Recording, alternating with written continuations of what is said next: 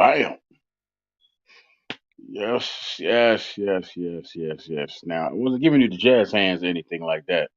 I was not giving you the jazz hands or nothing like that when I did that. That's something I do with my granddaughter when she come over, trying to get her to take her little butt to sleep. Put my hand over her face, put my hand over my face, be like fake like I'm sleeping, then bam. She just looks at me like, "Pop up, does that really work?" Obviously not. Obviously not. So, well, hell, it works for me sometime. It works for me. So, bam, I had to come back, man. My mind needed some other things to think about. You know, idle mind, as they say, is the devil's workshop. Ain't no devils over here. So, that being said, welcome one and all to the Troy Graham Experience. Hallelujah. Hallelujah. The doors of the church are open. The doors of the church are open. That's right. So yes, yes, yes, yes, yes. I decided to finally do it. An episode about food today, as you can see from the thumbnail. It's about food and foodie talk. Whatever you want to talk about. Boxing Lounge, big up yourself. Mark Nash, big up yourself. Food and foodie talk. Right. Whatever you want to talk about. Let me cut that down. I need to hear myself sometime. Make sure I sound clear. But yes, where was I? Boxing Lounge, Mark Nash, big up yourself. So yeah, because so many people have been asking me, when are you gonna do an episode about food? You got guest ons, you talk boxing, da da da da da da da. I'm like, well, here it is. So let's talk some food, man. And then plus, there's so many people that log in sometime from different countries, different states, and different regions. I definitely want to hear how everybody gets down in the kitchen and all that. It doesn't necessarily all have to be about what I do in the kitchen. But let's all network and see how everybody works. How do you cook? How do you cook goat? How do you cook a salmon or red snapper? You know, how do you cook your oxtail over there in England, Boxing Lounge? How do you cook your oxtail, sir? How do you chop it up? And somebody reach out to Red Blood Militant. He's the one that was constantly asking me, "What am I going to do this show? What am I going to do this show?" So here it Ti is. It's here. It is here. You know, I expect folks to jump on it a little bit. So that being said, why is my hand shaking so much? Don't know. But that being said, let's chop it up about some food, man. Let's chop it up about some food. So I would like to tell you how I got started, but I'm gonna wait until I get a little bigger audience. Well, nah, I can tell you that much. I mean, like most people, grandparents. My grandmother. I followed her foot for foot as a child, so it's natural that I ended up in the kitchen, right? And then every year I spent my summers in Jamaica. I started off in Kingston, then I ended up in St. Anne Parish, which is the country. For those of you who don't know, it's the countryside of Jamaica. Had an auntie, aunt. Her name was Aunt Love. Her real name was Aunt Lovey, and she can cook. Let me tell you, she was no joke, baby. She can cook, so I followed her foot for foot too. We all did. And I learned from my mother. When I went to my mom's house now, my grandmother was old school, so she cooking Dutch pots and things of that nature. So I never saw a Pyrex pot. Here I am, 12, 11, and I never saw a Dutch pot before. I am the link to this video. Thank you, Boxing Lounge. So I've never saw a Dutch pot before ever, right? So I'm there staring at the rice in the Dutch pot, and the rice is going around, boiling up in the. I'm sorry, the rice in the Pyrex pot. The Pyrex pot. You can see everything cooking. So my mother's like, "What are you staring at? Why do you keep looking over here? Why you keep staring so hard?" I'm like, "Mom, I've never seen a pot like that before." She's like, "I don't believe that." I said, I'm grown. I said, yeah, I live with grandma. Remember? She said, oh yes, that's right. She still have her old Dutchy pot and everything. So you're not used to these type of pots. No, because I used to watch her cook everything in that Pyrex pot. I think she would bake stuff in there too. But I used to love the rice and peas, just and the coconut milk and everything else that goes along in there. Niceness, man, niceness. So that was the beginnings of the cooking side of who I am. From my mom, my grandmother, and my auntie. And as my aunt Gloria, she could change your life with her cooking. Aunt Remy, what's up, baby? Respect. Now, my Aunt Gloria, she could change your life with her cooking. She could change your life with her cooking, and the fact that she had no filter whatsoever. None. She just didn't care. Auntie Gloria had no filter. So, and she married a man who owned a uh, patty business. I forgot if it was Golden Cross or whatever, which one of them he bought into, and he had a franchise. But he owned one of them, and he owned one in a couple in New York and a couple in England, Mr. Newby. So he was never broke. I would eat patties when I go over there, and Auntie G would cook up. sh- Her goat can change your life. Her curry goat can change your life, and her black cake, her rum cake. Forget about it. Forget about it. You have it once, you're gonna want it all the time. You're gonna want it all the time. Trust me, I know. She would send me back to America with two rum cakes every year. And them things would soak in the refrigerator for 2 days before she give it to me. She probably put half a bottle of rum on that thing too. And she wrapped it up real nice, real nice. And I would ask the same question, like, Auntie, why you give me two big cakes like this? Thank you, but why you give them to me? She said, because you're greedy. I want to make sure your grandmother gets some cake. I'm like, okay, that makes sense. So somebody tell me a dish that they make, man. Let's interact with each other. I see a few y'all in here. Like Remy, what's your dish that you throw down in the kitchen with? And then Boxing Lounge, you jump in there too. And Mark Nash, if you still here, you jump in. What's your dish that you rock with, man? What's the dish that you're known for? Anybody? Yeah, while y'all doing that, I'm gonna do this. So, excuse me, gentlemen. I'm gonna put this link out there if y'all want to jump on. It's all right with me.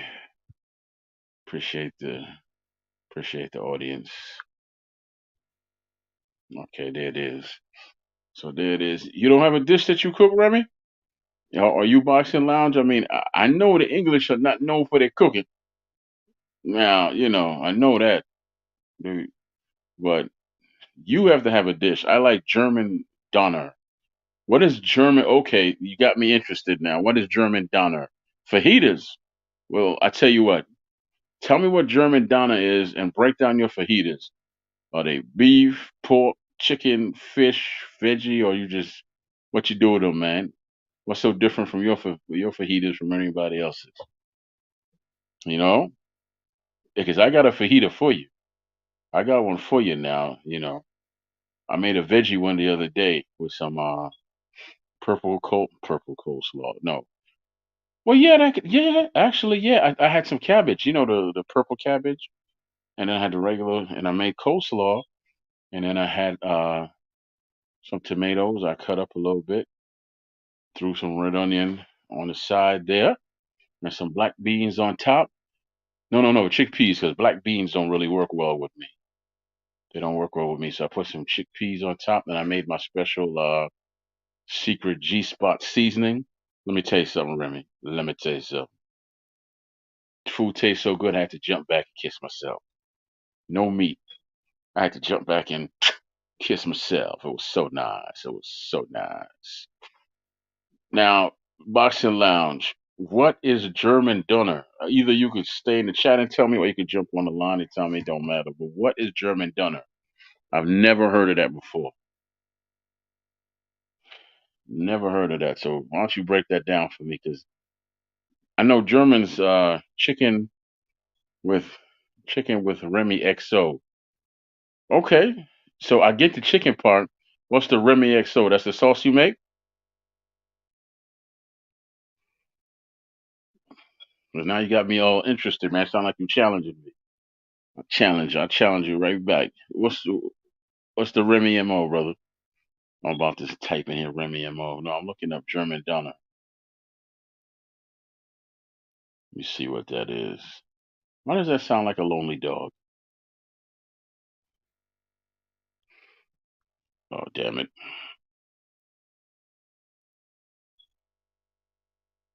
Come on. So I'm here. I'm just googling what I want that recipe for. Which one? The veggie? Veggie. Hold on. Hold on. I got you. There we go. Boxing Lounge. How you do? How you do, sir? I'm good. How are you, Troy? Good. You sound good, man. You sound clear. You sound clear. I don't know what recipe you talking about. You talking about the veggie, fajita, Remy. Go ahead, Boxing Lounge. Okay, so I was typing this out in the chat, and I thought to myself, it's probably easier if I just jump on and explain it to you. Mm-hmm. Doner meat is basically you can do lamb, beef, chicken, and they put it on like a vertical spike or pole, and it's majority of it's meat. There's a little bit of Mm-hmm. grain in there as well, but Mm-hmm. it's rotated and it's cooked at the same time, if that makes sense. And they season it up. Again, they got their own spices. They throw all on it and Oh everything. yeah, yeah, Okay. yeah. Okay. They do a very nice curry spice is brilliant. And this is the Germans that brought that to England. Uh, yeah, yes. The Germans Okay. basically took something that the Turkish were doing very well and just made it a lot better. Okay. Yeah. Yeah. Yeah. Yeah. I can see that. I can see that, man. So you said it's a combination of three different meats, right? Oh no, not a well. You can have it mixed, or you can have it individual, and it comes in a box, and you can have fries in the box. You can have all the different salads, and their sauces are just awesome. But the measures of the sauces are just so puny. It's annoying. Okay. But it mixes it with the salad and the meat really really well. Their And sauces. that sells a lot over in the UK, right? Um, I wouldn't say a lot. It's just my favorite at the minute. Okay. Yeah. I gotta look that up over here in America. See if anybody carries it. Yeah, Yeah. I wonder if they Cause, do. yeah, because I like to I like to try new things like that, but I would have to get chicken. Hmm. Yeah, I go with chicken. Yeah. Yeah, I definitely would have to get the chicken. Like over here, they have this thing that they do during football season. It's called a Turduckian. I Hmm. personally have never had that. Now, what is? Let me break that down to you. Right? Hmm. Hmm. It's a Turduckian. So it's a duck stuffed and shoved in a chicken, and then the chicken is shoved in a turkey which is kind of stuffed, and then that's cooked up. Very true. uh, that must Turducken, be a heart attack. awesome. Yes. The Yeah, flavor must must be be. brilliant though. Huh? Three different meats all sort of blending into one. The flavors Yeah, I must be know. really good. It started off at $65 back in the day. I don't know how much it is right now, but it was Uh-huh. $65 for one. Yeah, I'm pretty sure it's a whole lot more now. I could tell you it's probably a whole lot more right now. I'm sorry for yawning, man. That's okay, This man. is my sleepy time. Yeah, but yeah, that's a turducken, man. Just like down here, they have hoagies. Like you know the Philly cheesesteak, right? Hmm. Yeah, a lot of people. You could go places like there's one guy. He makes what's called I can't remember the name. It was like a Z type of sandwich. It has lobster. It has crab. It has salmon, and it has Mm-hmm. jumbo shrimp, right? Mm-hmm. And then he tops that off, I think, with you know lettuce or yeah, because you have to get your vegetables. A So little bit of lettuce. that thing is so big, Boxing Lounge. You could basically cater a party with that, Hmm. and that thing is $75, And and it that's a, only did you sells. say that's a sandwich? That's a sandwich, Is $75. this a, is this a big sandwich? Oh, it's big. It's big. It's more than. It's probably 18, 12 foot, 18. It's probably 18 foot Oh, okay, sandwich. okay. So it's substantial. Yeah, yeah, yeah. It is substantial. Is not even a word. Like they have these food It's competitions. I don't know if they have the same thing in the UK, but they have these food challenges here in America, right? So yeah, yeah. I've seen them. Yeah, they're legendary. yeah, man, they made this pizza that was so big that you could put you could fit a baby in the center of it, right? And one guy had to eat that within an hour's time for a T-shirt, yeah, and his picture on the wall. I'm sorry, Wow. you have to pay me. You have to pay me for that. You You're not doing have to that. pay me to put my body through that. Nah. Like, do you have those food challenges over there in the UK, or this is the only country that wastes food like that? Um, I mean, I haven't. I mean, you know the program Man vs Food. I don't think we have a UK version of that. Not that I've seen. I mean, Yeah. there's a guy on YouTube. He's very successful at doing that, but he's a Hmm. YouTuber, and he's Yeah. a big fat white guy from North England. He basically Yeah. I goes know around exactly what having you're the talking about. most, yeah, having all the fried food from everywhere. Uh, yeah, that guy's gonna live another 5 years, I reckon, tops. You know, no, no, but that guy quit the show because it was killing him, and Yeah. he had Oh, to. really? Yeah, yeah, he quit years ago. He has to go on a diet and all of that. And if you see him now, you won't recognize him because he's slim and he's in good shape, and he still works for food companies, but he's not eating. Like he's selling Uh-huh. product. Because he said he could never do that again because it was literally killing him. His doctors told him he was going to die. Yeah. Yeah, because you think about it from a even from a chemical point of view, your body has to Mhm. process all of that, or has to Yeah. try to process that. Right. Let me shout out Samuel Saw. He just jumped in here, and Remy, feel free to jump on too, man. If you want to jump on the line. And what's up, Samuel, man? Good to see you. And the link is Shout out there to if you want to jump Samuel. on. Yeah, Samuel Shaw. That sounds like a comic book guy, from the X-Men. Yeah, that's the guy that he absorbs kinetic energy. I know that's not his name, but the harder you hit him, the stronger he gets. Oh, that was not Vin Diesel. Oh, Christ, what's his name? I know Vinnie Jones. He something he Shaw. played that he played that character in X-Men 3, I think it was. Juggernaut. Yeah. You talking about? No, no, no, no. Juggernaut is something else. Juggernaut is super strong already. Juggernaut is But apparently, if actually he got once he gets into motion, he can't be stopped. Something like that. right. That's Juggernaut. Shaw from the X-Men. Yeah, but that's a hell of a power unless you get hit by Superman the first time and he knocks off your head.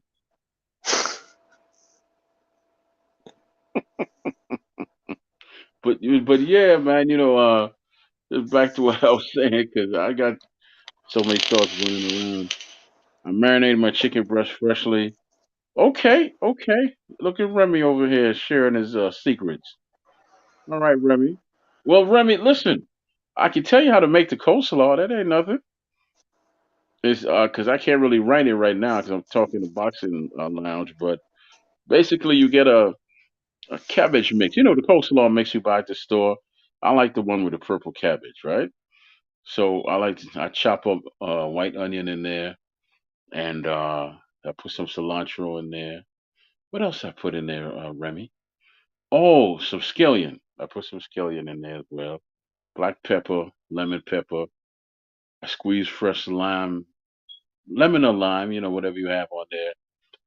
And the whole special mayonnaise thing is a combination of mayo, olive oil, red wine vinegar, or white vinegar. In this case, it'd be white vinegar. It'd be less light, it's lighter, right? And honey. It's kind of like you're making, kind of like you're making, a vinaigrette. Uh, Mm-hmm. uh, uh, so, like I said, it's mayo, honey, olive oil. What else did I? Oh, white, uh, Mustard, and yeah, yeah, and white vinegar, and then you put the mustard in there, salt, stir all that around. pepper. Yeah, you put a little black pepper there, some crushed red peppers, and some lemon pepper. Boom, there you have it, and you mix it all up. But you got to put the cilantro and the scallion and all that in there, and the onion, and the tomatoes go on the side, Remy. They go on the side. You cut them round and put them on the side. Actually, that was for a taco. That wasn't for fajita, but you can put it in a wrap too, Remy. I don't know if you heard all that, but yeah. But yeah, man. Samuel Shaw got me thinking now which character that was from the X-Men. Yeah, because he has a son, and in most cases, when you're a villain, your children always hate you. Sebastian Shaw, that's his name. You on mute, Boxing Lounge? He must have stepped away. But yeah, you on mute, Boxing Lounge. I was gonna ask him where's the best place to get a steak over there in the UK. How about you, Samuel Shaw? What dish are you known for cooking, man? It's supposed to be the cooking show, but knowing me, I'll take it all over the place. Yeah, what dish are you known for cooking? Yeah, and Remy, if you take out the mustard, you could use that. You take out the mustard and what else you need to take out? And the mayonnaise, you just use the olive oil, the white vinegar, or the red vinegar, and the honey and the black pepper and the honey. What I say? Lemon pepper. You could use that as a salad dressing as well. You squeeze the lemon in there, and that would be like a lemon vinaigrette. You could squeeze an orange in there. Same thing, orange vinaigrette. I don't buy any salad dressing, man. Why should I when I know how to make my own? I don't. Boxing Lounge probably lost his signal. He got jumped back up. But Samuel Shaw, man, what are you known for doing up in the kitchen, man? So far, I got a fajita from Remy. I got a German doner from Boxing Lounge. What you known for in the kitchen?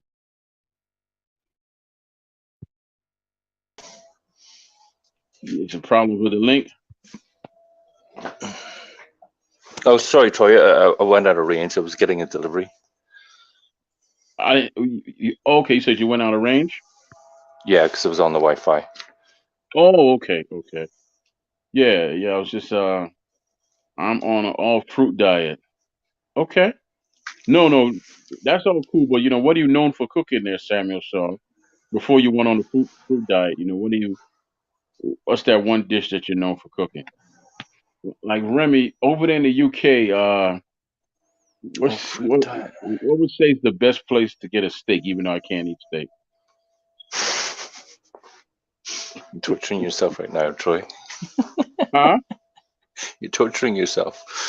Nah, I just can't eat steak because of my issues right now. But yeah, but I can use substitutes, right? I can use chicken and Ooh, I can use duck. uh, Yeah, you put the steak do you like seasoning lamb? on the huh? Do you like lamb? I can't eat lamb, man. I cannot touch lamb. It gives me the gout. No, sir. I will not touch lamb ever again in life. Oh, really? You give you gout? Yeah, I used to love lamb. I had a whole leg of lamb. I cooked that Mm-hmm. stuff up with some potatoes and everything for my son. We tore that up. I put it in a slow cooker. We tore that thing up, and I used to tear up some lamb. When I used to go to to the food truck, I would order chicken, rice, and lamb, chicken, lamb over rice, right? Hmm. We get that, but I can't touch that stuff anymore. Yeah, Damn. I'm still on cuff. Can't properly speak. I'm not a cooker, brother. Not a cooker, but I've seen some of your meals and they look tasty. Yeah, brother. I learned how to cook young. Samuel Charles. Yeah, I can't mess with lamb. People wanted to hire me to come to their house and cook lamb. I can't do it because as a cook, you gotta put some stuff in your hand and taste it. I can't even do that. Mm-mm. D Ray Productions. Yeah, I can't even do that. Can you imagine that? Let me tell you how bad it gets. I couldn't even walk. I had I I bought some I bought some lamb because I didn't know at the time what was causing it, right? So I bought some lamb. What is that? Gunner, German Dunner. right. Okay. Okay, they look like Chinese food, man. Well, not Well, it's anymore. just a box. It's just a Yeah. box. I mean, underneath that, you got meat and you got fries. The meat, Okay. it's kind of layered. I mean, I have to get through the salad before I get to Yeah. the meat. Okay. So we got salad, chicken, and rice, and what else in there? Loads of salad, loads of different kind of salad. You got red, is it red cabbage? Yeah. Um, yeah, I've got I take the box for all the salad, and I got extra salad Okay. as well. That look like it'll And feed two people, man. uh, yeah, Oh, and you know what I was saying about the sauces? This is the measure that they give you with the sauces. yeah. Isn't that mean? Everybody does that. I don't understand. Everybody. I can't stand that, to be honest with you. Yeah, and it's well, I mean, this one's easier to see. I mean, it's not as if Is they that fill hot it up sauce? the top. Yeah, that's Is hot that hot sauce. Yeah, sauce? but I don't use that one. Okay. Let me talk to D Ray. D Ray Productions, man. We talked about cooking and food and stuff. What's that one thing you known for, just tearing up in the kitchen, brother? What's that one meal that when D Ray come in the kitchen, they like, cook this for us, D Ray. Cook this for us. What is that thing, man? What's that thing? Yeah, man. But yeah, cause see, as I was saying, there was someone who wanted to hire me one time to do a party of like 45 people, right? Hmm. Hmm. And they was on the menu. I saw lamb, and I bought it. I need that money. I needed it, but I couldn't do it. I can't go close to no lamb, so I had to turn it down. That was some good money too. Lost some money, right? So they Hmm. were like, "Well, why not?" And I had to explain to them, just like you. Sometimes I got to put stuff in my hand and make sure it's the right seasoning. As soon as I do that, I can't walk. Do you like game, venison, that kind of meat? Deer, yeah, I like deer. Yes, indeed, I do. I like deer, man. Ain't nothing wrong. Look, the first time I had deer, it was ground deer, right? Hmm. It was Bambi, grounded up, huh? Bambi. Yeah, yeah, yeah, yeah, yeah. I got it from a pastor. Yeah, it's so funny. I got it from a pastor because his one of his cousins is a hunter and the other one's a butcher. See how Hmm. that works out? So that grounded up the deer and into like mincemeat type stuff, right? Hmm. So then I came home and then I just started making spaghetti for my sons, and they were like, "Daddy, this is good. We Nice. have some more." I said, "Yeah, there's a whole lot more in the pot." And they just went in there and tore that thing up. And I waited till they finished, clean their plates the second time, right? Hmm. And they were little then; they were like 7 and all of that. So I was like, do y'all, hey y'all, do y'all like Rudolph the Red-Nosed Reindeer and all that?" Like, yeah, Daddy. I said, good. I said, good, because you just ate him. What you talking about, Daddy? I said, you just ate some deer. No, we didn't. No, we didn't. I said, yes, the hell you did. They jumped. They jumped up from the table. They were so disappointed in me. One of my sons is like me. He's like, I don't care what that was. It was good, Dad. It was good. Keep it coming. Yeah. And then later on, I made some hamburgers with it, right? Mm. I didn't tell them that either. Or cheeseburgers, in their case, and they tore that thing up, boy. They tore it up. Had a good time, good old time with it. They were like, "Daddy, this is some good cheeseburgers." Because you know how I work it. When they were younger, they were there's three sons, right? Mm-hmm. Because my daughter's the older one, so she was already out the house and going to nursing school and everything, right? So Mm-hmm. what I did with them is that everybody has something to do. One child will be cutting up the salad and all that, the tomatoes, things of that, right? But I would have to be careful with that, right? And Mm-hmm. then I'd make the other one do the drink, like I like Kool-Aid or whatever I got in the house, pineapple juice or whatever the case may be, right? Then the last one would help me in the kitchen, you know, seasoning up the stuff, and they would be like, "Daddy, I want to cook like you." To this day, that boy still want to cook, but he's one of the best football players in Maryland, man. My son is that good at football. I'll be back, Troy. Bad connection. All right, Remy. Thank you for popping up, brother, man. Appreciate your time, man. I do. Thank you, thank you. But yeah, he's 6'6". Mm-hmm. Want to be a chef, and he one of the baddest on the football field. Mm-hmm. Yeah. But I guess being a chef it takes less off your body. Football, you get hammered, right? And I he don't know. actually okay, I cause mean, your rules are b- different over there with football. well, You don't it's wear not even helmets. that. I mean, if you work in a hot kitchen, it could be like 40 years in a sauna. Jesus Christ, I didn't even think about that. Boxing lounge. Mm. I didn't think about that. And then if you get a jackass like Gordon Ramsay to work with, you might have an issue with him. Yeah, yeah. Did you ever see the episode where he was where he cooked in a prison over there in the UK? Oh, Gordon Ramsay. yeah, I did, but that was going back a few years, I think. And you ever notice that he never raised his voice to those men? He was whispering the whole time. Yeah, the thing is, he does a lot of things just for the camera, especially for the American market. He's completely over the top compared to Hmm.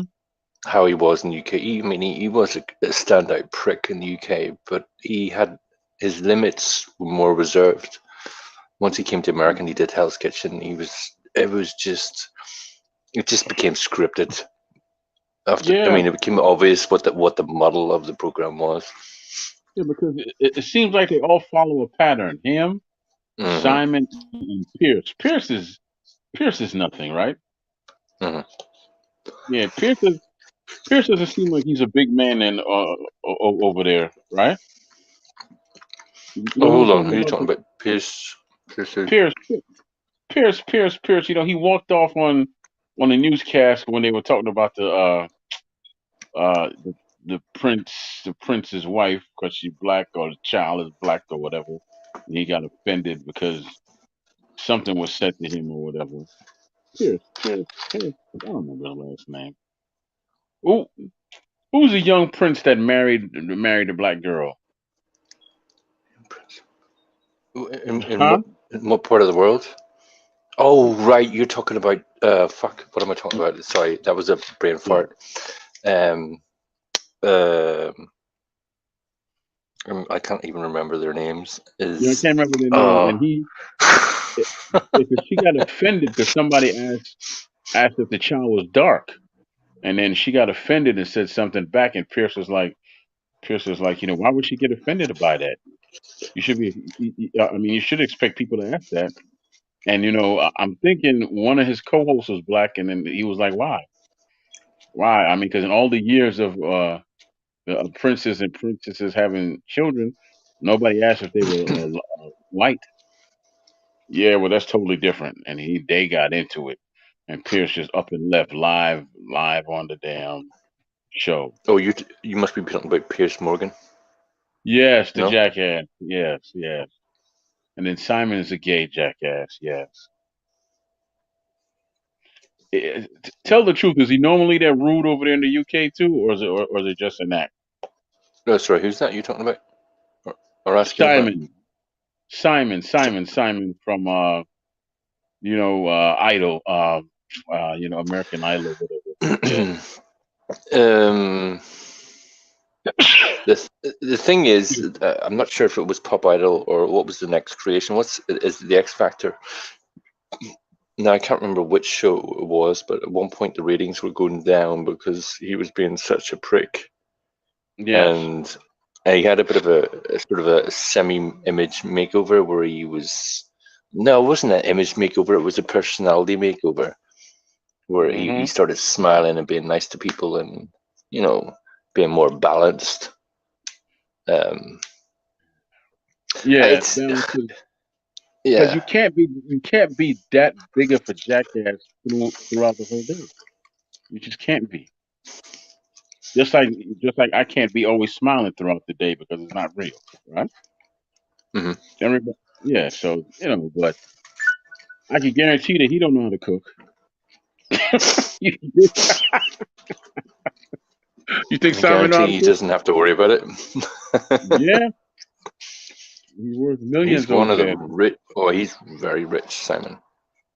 Yeah, yeah, you rich, but there's rich, and then there's respected. I don't know if he's either one. I don't know if he's respected, but he's rich. So Well, they stuck him uh, in Shrek 2. he was in Shrek too. He was in the if you get the DVD, I haven't. he's in the after bits. What the hell do you call it? You know, in the DVD gives you options to look at other stuff. Mhm. Mhm. Yeah, he does a pop idol bit on Shrek 2. Yeah. Yeah. But yeah. But you know what, man? I like to take pictures of my food when I first buy it, like say when it's in the package, right? Hmm. And then I take it out and I clean it just to show people, just to show people the difference of how things look if you don't clean the food. Because I went out one time and I bought some raw chicken wings, right? Hmm. So I cleaned it up with some lemon, some vinegar, and I rinsed it off and I let it sit and for about a half an hour in the water, in the warm water. Hmm. And when I got it, it had like a yellow hue over it. And by the time I finished cleaning it, it was just pearly white, right? Hmm. And people ask me, "How do you get it that clean?" Because you know that's the way I was taught. I hate watching these cooking shows on YouTube. They just cut the meat out the package and cook it. I hate that. It just makes me cringe, and then I turn them off. What do you I, do? Just grab the meat and just rinse it under the water real quick. I do more than that. That's what I do. Okay, Colonel Sanders, let's hear it. What's your secret recipe? Lemon and vinegar, man. Lemon And vinegar that's it. and lemon vinegar Some herbs. and some warm water. You sit it in there because you know what it is. Lemon Hmm. lemon is acidic, and then Yeah. um, vinegar is pretty much a natural cleaner, so it'll get all the stuff off that you can't get off with your hand. Perfect example, right? Hmm. I went out and bought some chicken wings the other day, and when I got it Hmm. home, the first thing I noticed, because I'm a stickler for stuff, is that it was a little piece of feather hanging off one of them, and it was Oh. cooked. It was a cooked feather, but to me, you didn't take the time to clean that up. Listen, boxing lounge. That can never be me.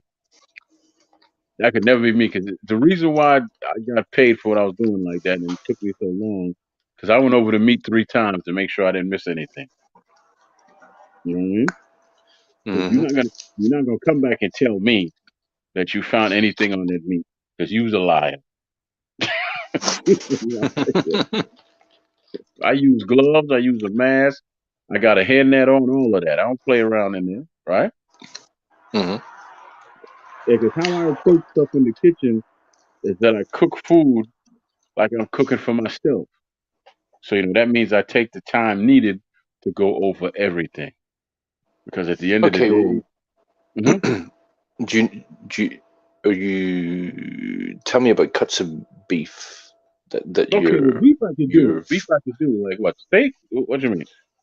or just no, I mean what you like, what Oh, well, just yeah, being that I don't eat beef anymore, I can tell you that I tell you what I do miss. I used to love mhm, T-bone steak, right? yeah. I used to love the, what's the one? Sirloin? Is that Yeah. what it's called? Oh, I like sirloin. And what's the other one? The filet mignon and all that. But that's so damn small. That's so It's a damn snack. small. Huh? It's a snack. Yeah, and then someone turned me onto the, the wagyu. Or I don't know Is that that how one. you say? Yeah, No, I don't know. that's the most one of the most expensive steaks in the world. It's a Japanese steak. Oh, right, yeah. What was How the name of much? that movie? What was the name of that movie with Guy Gardner where he had the grill like in the center of his house? And Oh, oh, okay, I give you a breakdown of it. There were these there were these youngsters who trained at a boxing gym, and their trainer mhm, was like a mobster, and they all knew about it, and they robbed Guy of his weed in the movie, mhm. right? And then the whole movie started from there. I got it. I don't remember, but I don't remember the name of the movie, but that's when I got turned on to a wagyu steak. And can you imagine having an indoor grill like that that's set up where you could just cook inside? Well, no, it was in his backyard, right? Mhm. But it was a beautiful thing, man. You could cook on a grill on one end. You got the black top on the other end. It was beautiful, man. Oh, excuse me. Yeah, yeah, because they have restaurants here in the U.S. where you order your meat. And then there's a grill that's set up like that in the center of the restaurant, right? Is You that order your Japanese? meat. No, it's not Japanese. It's not Japanese at all. And then you can pretty much take your steak, your chicken, or whatever to that grill and cook it and season it up how you like. Okay, what Yeah. about seafood? Do you like going to a restaurant and Oh, picking out what well, you're going to eat? Do you like to do that? no, I've never done that. I've never done that, but I do like snapper. I like Hmm. porgy. I I like the Dungeness crab too. That's the big fat crab, right? Hmm. I like that. Lobster, I like it if I cook it. It's sweet and nice. Then I don't really eat everybody's. And shrimp. Let me tell you a little secret at Boxing Lounge. I don't order shrimp. I got to cook it myself. Here's why. Large and extra large is where they start to take the vein out, right? Anything else, if you don't get a, if you just get like a large shrimp, I don't think they take the vein out, but extra large they do, right? Hmm. Here's the thing. Here's the thing, though. There's a secondary vein that's that's on the bottom of the shrimp, and you have to take that out because that's where all the feces is and everything else, right? Mm. Anytime you hear about people getting food poisoning and all that from seafood, Hmm. that's where that comes from. There, because the shrimp wasn't deveined. You, Or de-gutted. yeah, it's really not hard. I can do it with a fork. Because it's a long black line, so you see it, you grab the center of it, and you just Hmm. pull it out. Here's the thing, though. If you have a bag of 50 friggin' shrimp, can you imagine doing that 50 times? I wouldn't want to. No, that's for sure. That's what I tell people.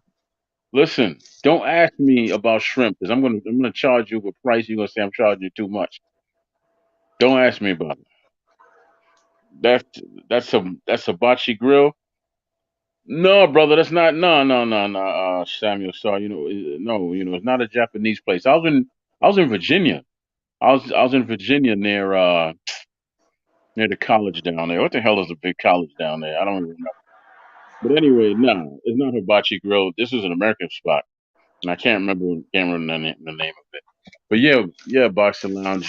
When you order that shrimp, order the extra large because even if they just take out the top vein, Hmm. usually it's only 20 in a bag, which leaves you to take out 20 veins. That's it. It's not as bad as it sounds. It's not. Um, have you had octopus? No, we call it. First of all, I don't know how they kill octopus. I don't know how they get the poison out of octopus, so I have no idea. I'm not gonna eat anything I know nothing about. Because if I can't cook it and I can't take the poison out, why am I gonna eat it? Sure, I'm serious about that. Just like tiger shrimp back home in tiger fish back home in Jamaica, right? Hmm. Hmm. If it's not clean right, they have toxins in them that will kill you. You got to take So off the the little spikes they have on them, and if one of them spikes poke you, you'll die. So I'm not eating that.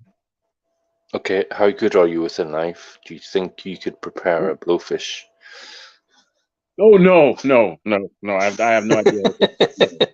No, no. I'll be honest with you. Oh, I thought you were talking about something else, like if I had to fillet a fish or something. But yeah, No, I'm just when you not start talking about poison, it made me think, well, what's the worst? What's the most dangerous food I could think of? actually worse kind of fish, or is it vice versa? I don't even remember. But the blowfish is not to be played with. No, it's You, not. you yeah, you Painful death. better hope that chef don't have a bad day, and then you call him into the office. Yeah, man, are we gonna let you go at the end of the day, or are you? I have about 5 orders there for a blowfish. Okay, stay the hell away from them blowfish. Oh no, we don't want you fixing. You'll go out And there. And, the thing is, the fish has to be prepared still alive, so yeah, it's not even what? dead. Yeah, What? watch how they make it. Watch how they make the blowfish. Mm. No. As soon as you told me that it can kill you, I stay away from it. Just like this lady cooked a 30-pound crab. I'm not gonna fight with my food. 30 in what? Outside on a fire? I mean, what I in what forgot kitchen what could part you of the cook a country 30 she was pound in, crab? whether she was in Alaska or wherever she was, but it was one of the largest crabs ever. Let me tell you something, Boxing Lounge. That thing could snap your head off. It looked like those claws. Uh-huh. I'm not messing with that.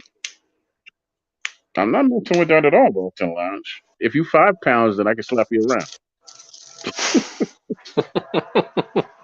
But give me the big, give me the big papa. I ain't messing with you. Just like people eat eel, not eel, but what's the thing with the tail? The uh, stingray. uh, yeah, stingray. I don't know the first thing about preparing that. Nothing. Uh, But I've seen it done though. I've seen it done, and I'm like, why in the hell? It was so nasty to me because if you flip it over, the thing's face is under it, right? yeah. The stingray's and it's like his eyes were still open, and he had this like ridiculous look on his face, like why me?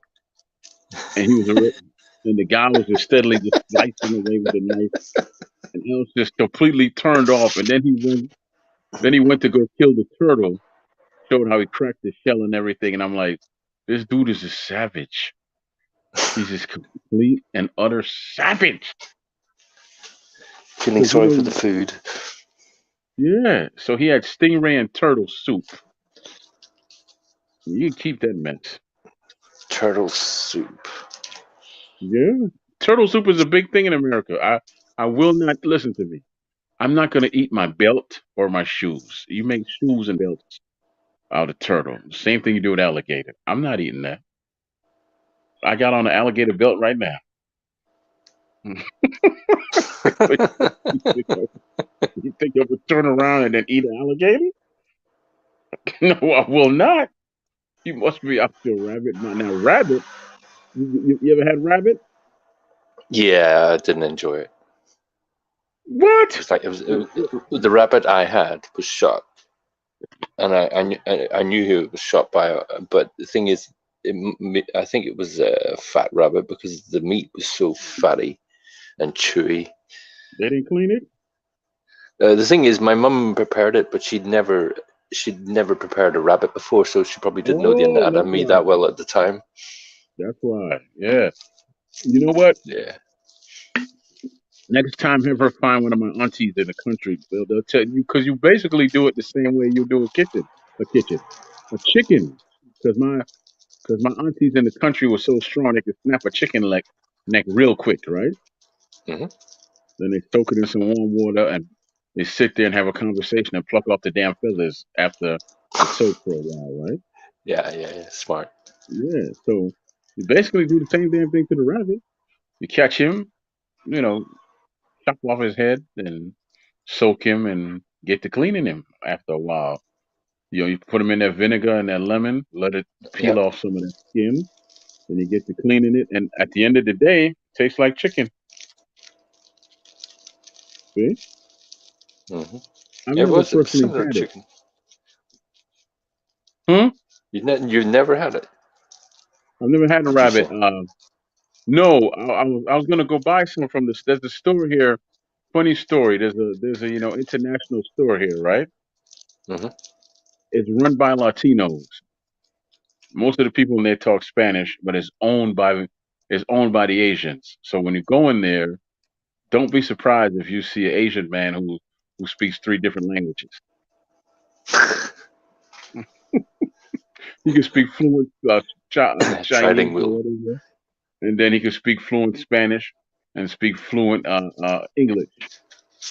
Yeah, do not be surprised. You go in there, you're like, "Excuse me, how can I help you?" Then you go to the front counter, excuse me, and he's chopping it up with the cashier in fluent Spanish. And people just look at him. How is that language coming out of your mouth? Yeah, man. Yeah, but how about this? I seen it. I seen it on YouTube. You go on YouTube and watch it. This guy grilled a bear. He killed a black bear. First and foremost, that's one of the most deadliest animals in the world is a black bear, Hmm. right? Because Hmm. you would have to have a tank to put him down because his skin is like armor, right? But somehow him and his buddies killed a black bear and they were cleaning it up and chopped it up and they were grilling it. And I'm thinking to myself,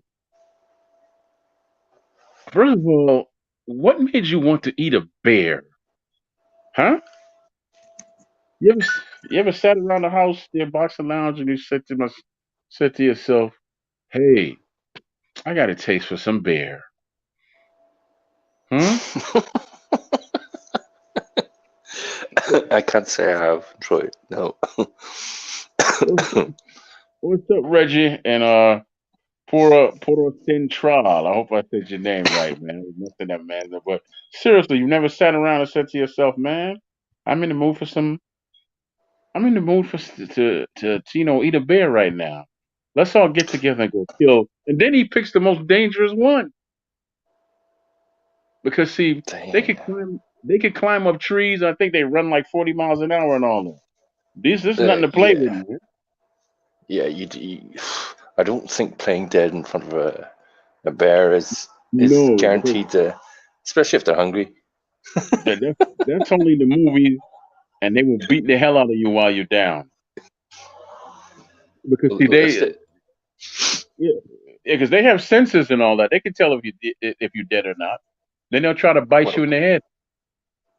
Yeah, yeah. then they'll try to bite you in the damn head, man. I mean, come on, seriously, who sits around saying to themselves, "I want to go eat a black bear"? You out your mind, man. I always say this: if you could kill me, I'm not eating you.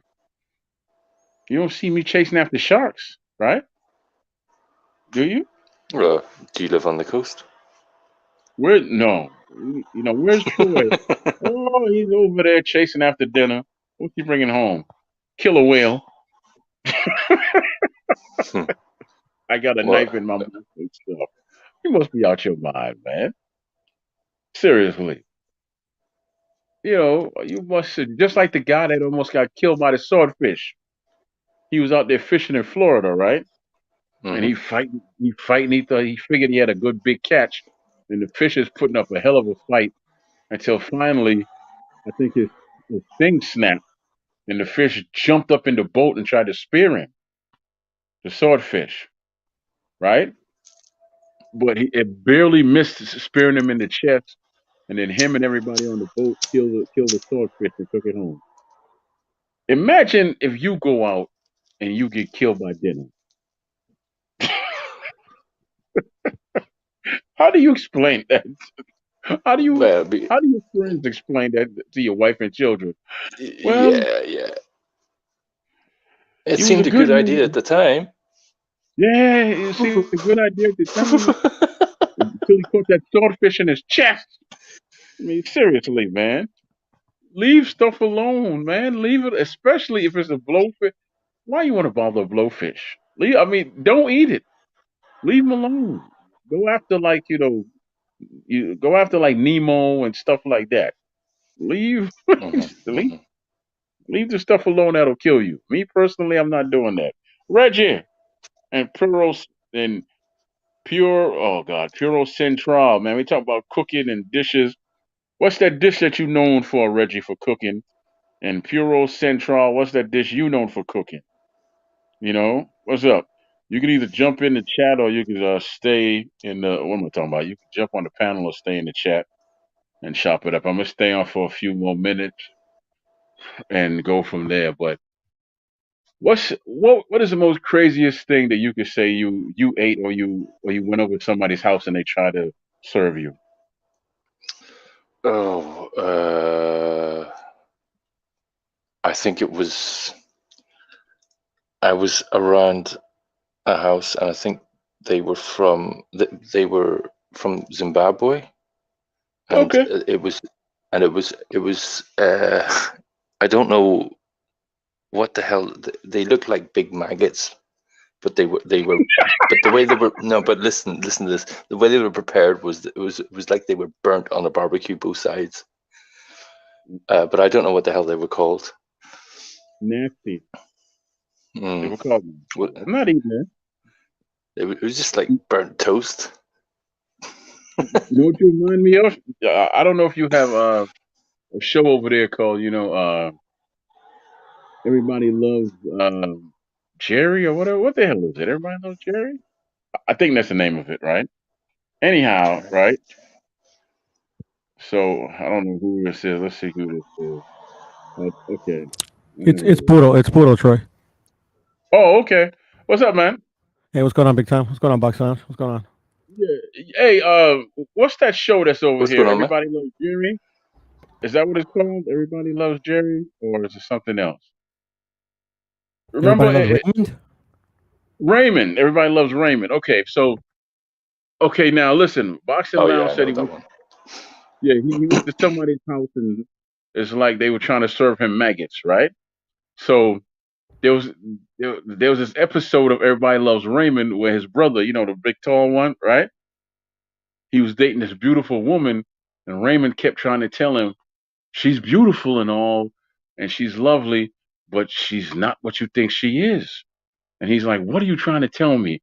And he's like, "Listen, don't eat her cooking. We're not eating her cooking today because they were over her house. She invited them over for dinner, right? Until Yeah. finally, Raymond got up at the table and he was like, "I'm not eating your food. I saw her eat flies. She eats flies." Shit, man. So he was like, "Stop playing." And so Raymond's brother turned to her and she was like, "Yeah, doesn't everybody?" They all walked out the house. Yeah, man. And some people eat some strange stuff, but it ain't strange to them. Yeah, but how many flies would you have to eat before you feel full? Shit, I don't know. Listen, in my case, zero. Zero. I'm gone. I'm gone, man. The one thing that somebody tried to give me and my grandmother once, I was 15, I never had it, was duck. but she never de-skinned it. She didn't take the skin off. I was so Mhm. glad that she burnt that duck. I was so glad that she burnt that duck. Did Well, you I ever was try so it with the glad that. skin though? No, I was so glad I turned the stove up as I passed by because I wasn't eating it. Duck is good. I never had it with the skin though. No, no, duck. Yes, duck I've had before, Yeah. but it has to be duck breast, and I cut that sheet of fat off that's Mm. on the back of it, and I Yeah. chop it up, and I make a duck Philly cheesesteak Sounds or good. duck salad or something like that. I'll cook it up, make a duck salad, soup, whatever. But Yeah. try the duck Philly cheesesteak and try the duck mac and cheese. Sounds Try delicious. it.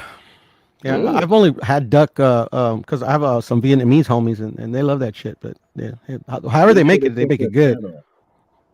Yeah, make sure. I just finished watching another brother show, Mark Weems. He has like millions and millions of followers, right? And Mm. he eats 4 to 5 times a day in one episode. Jesus. One episode. Like he had this meat, and it was called LAAP. Mm-hmm. So come to find out, it was raw beef or whatever, and it was fermented other stuff going in there, and people were in line for that early in the morning. I'm like, first of all, who eats raw beef with like fermented cabbage and all that? Does it sound tasty to you? No. Doesn't sound tasty, but I never tried it. Me either. Yeah. Every time I've tried raw meat, it wasn't pleasant. No, no. I mean, and then he Wouldn't went to this recommend other it. spot, and he got some intestines, some barbecue intestines from like a pig, and he even ate the snout. Chitlins, yeah. I've never had chitlin. I haven't had the beef chitlins, or excuse me, the pork chitlins, but I'm Mexican, and that's a very common dish, in Mexico. Tripas, it's called, but they use cow intestine. I love it, man. I can't get enough of it. That's beef, yeah. But no, I'm not doing that, man. Uh, Just like I don't like, eat tripe. yeah, no, You eat I tripe? hear you. And I get it. I get the why people don't eat it because like I'm kind of the same way. It's like a fly. Fly eats shit, so it's something that I wouldn't want to eat. But I tried certain stuff. Like there's this restaurant near my house, and they sell fried crickets. They're actually pretty good. Stop it! They're actually pretty Stop it! good. Yeah. No, I swear to God, on my mother, God rest her soul. But I would never try them again. But I was like, I'm gonna try this once, and they were actually pretty good. Are the crickets still alive when they get fried? I think so. I don't know. I don't see how they make them. They just have them on the menu. So Yeah, like yeah, yeah. everybody was ordering them. So I'm like, I'm gonna try them, and I'm like, they tasted actually pretty good, and they're really salty, and I love salt. I bet they are. Oh, big toasted I peanut. bet they are. Yeah, man. But Yeah. seriously, you ate crickets before? Yeah, yeah. I told myself I'm gonna try it just to see. I'm that type of person. Don't knock it until you try it. But I won't like.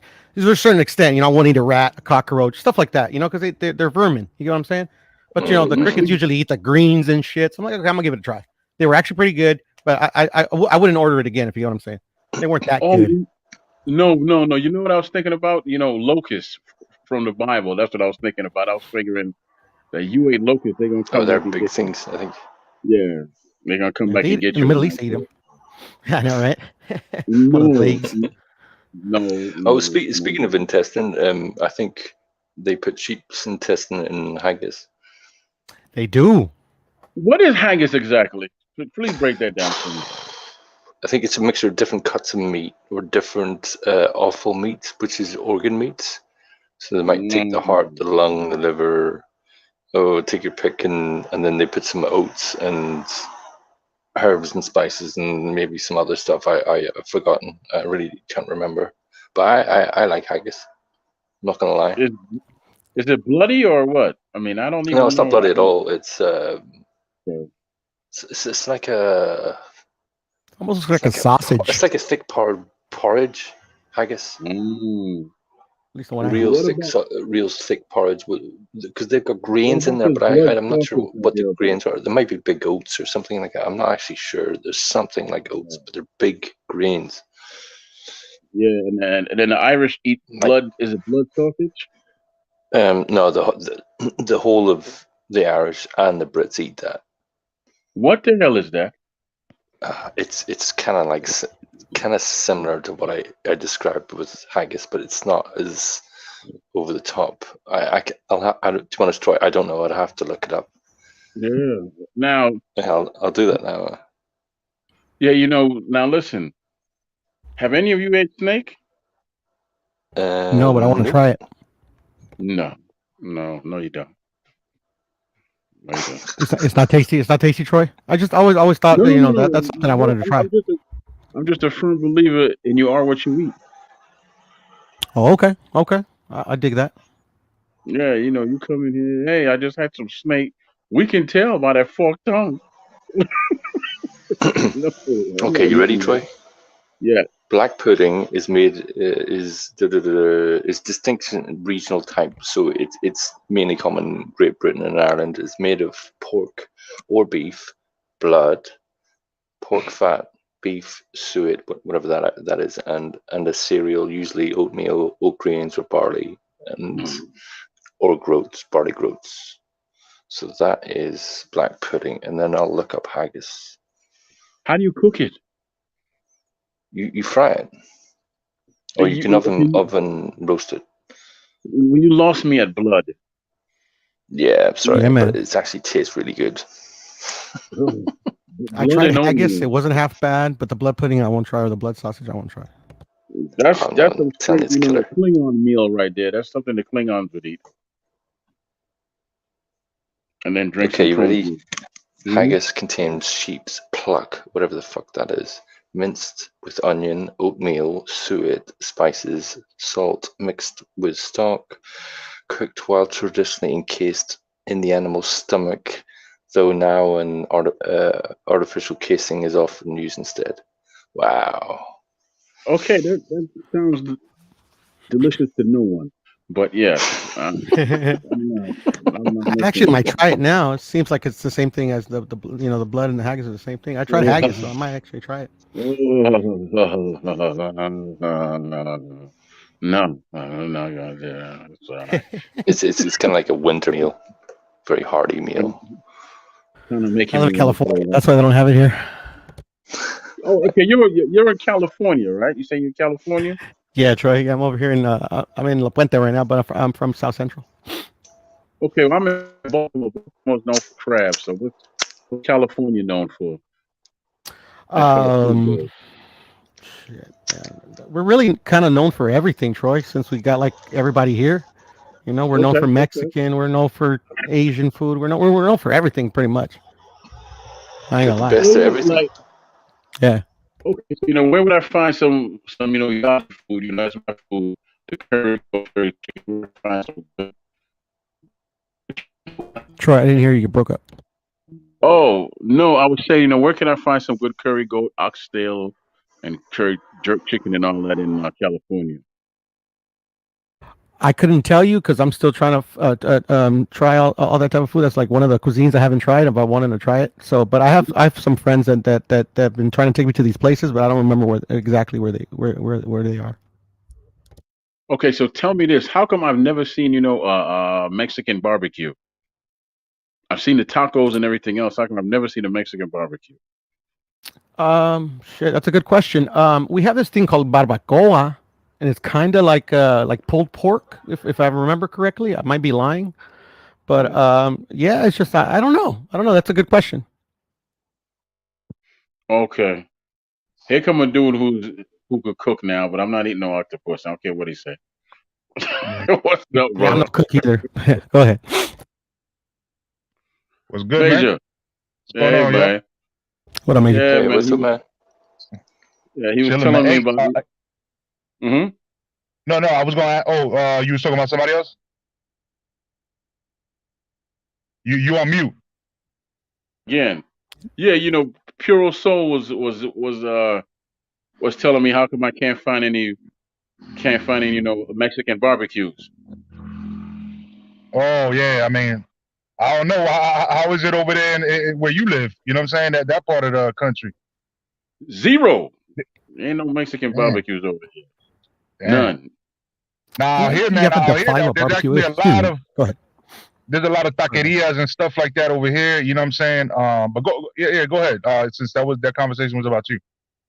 No. My bad, Major. I just I didn't mean to cut you off. No, I was just saying that like I don't know. I mean like you have to define what a barbecue is. I mean, is barbecue like ribs with like barbecue sauce on it? I mean, I don't know.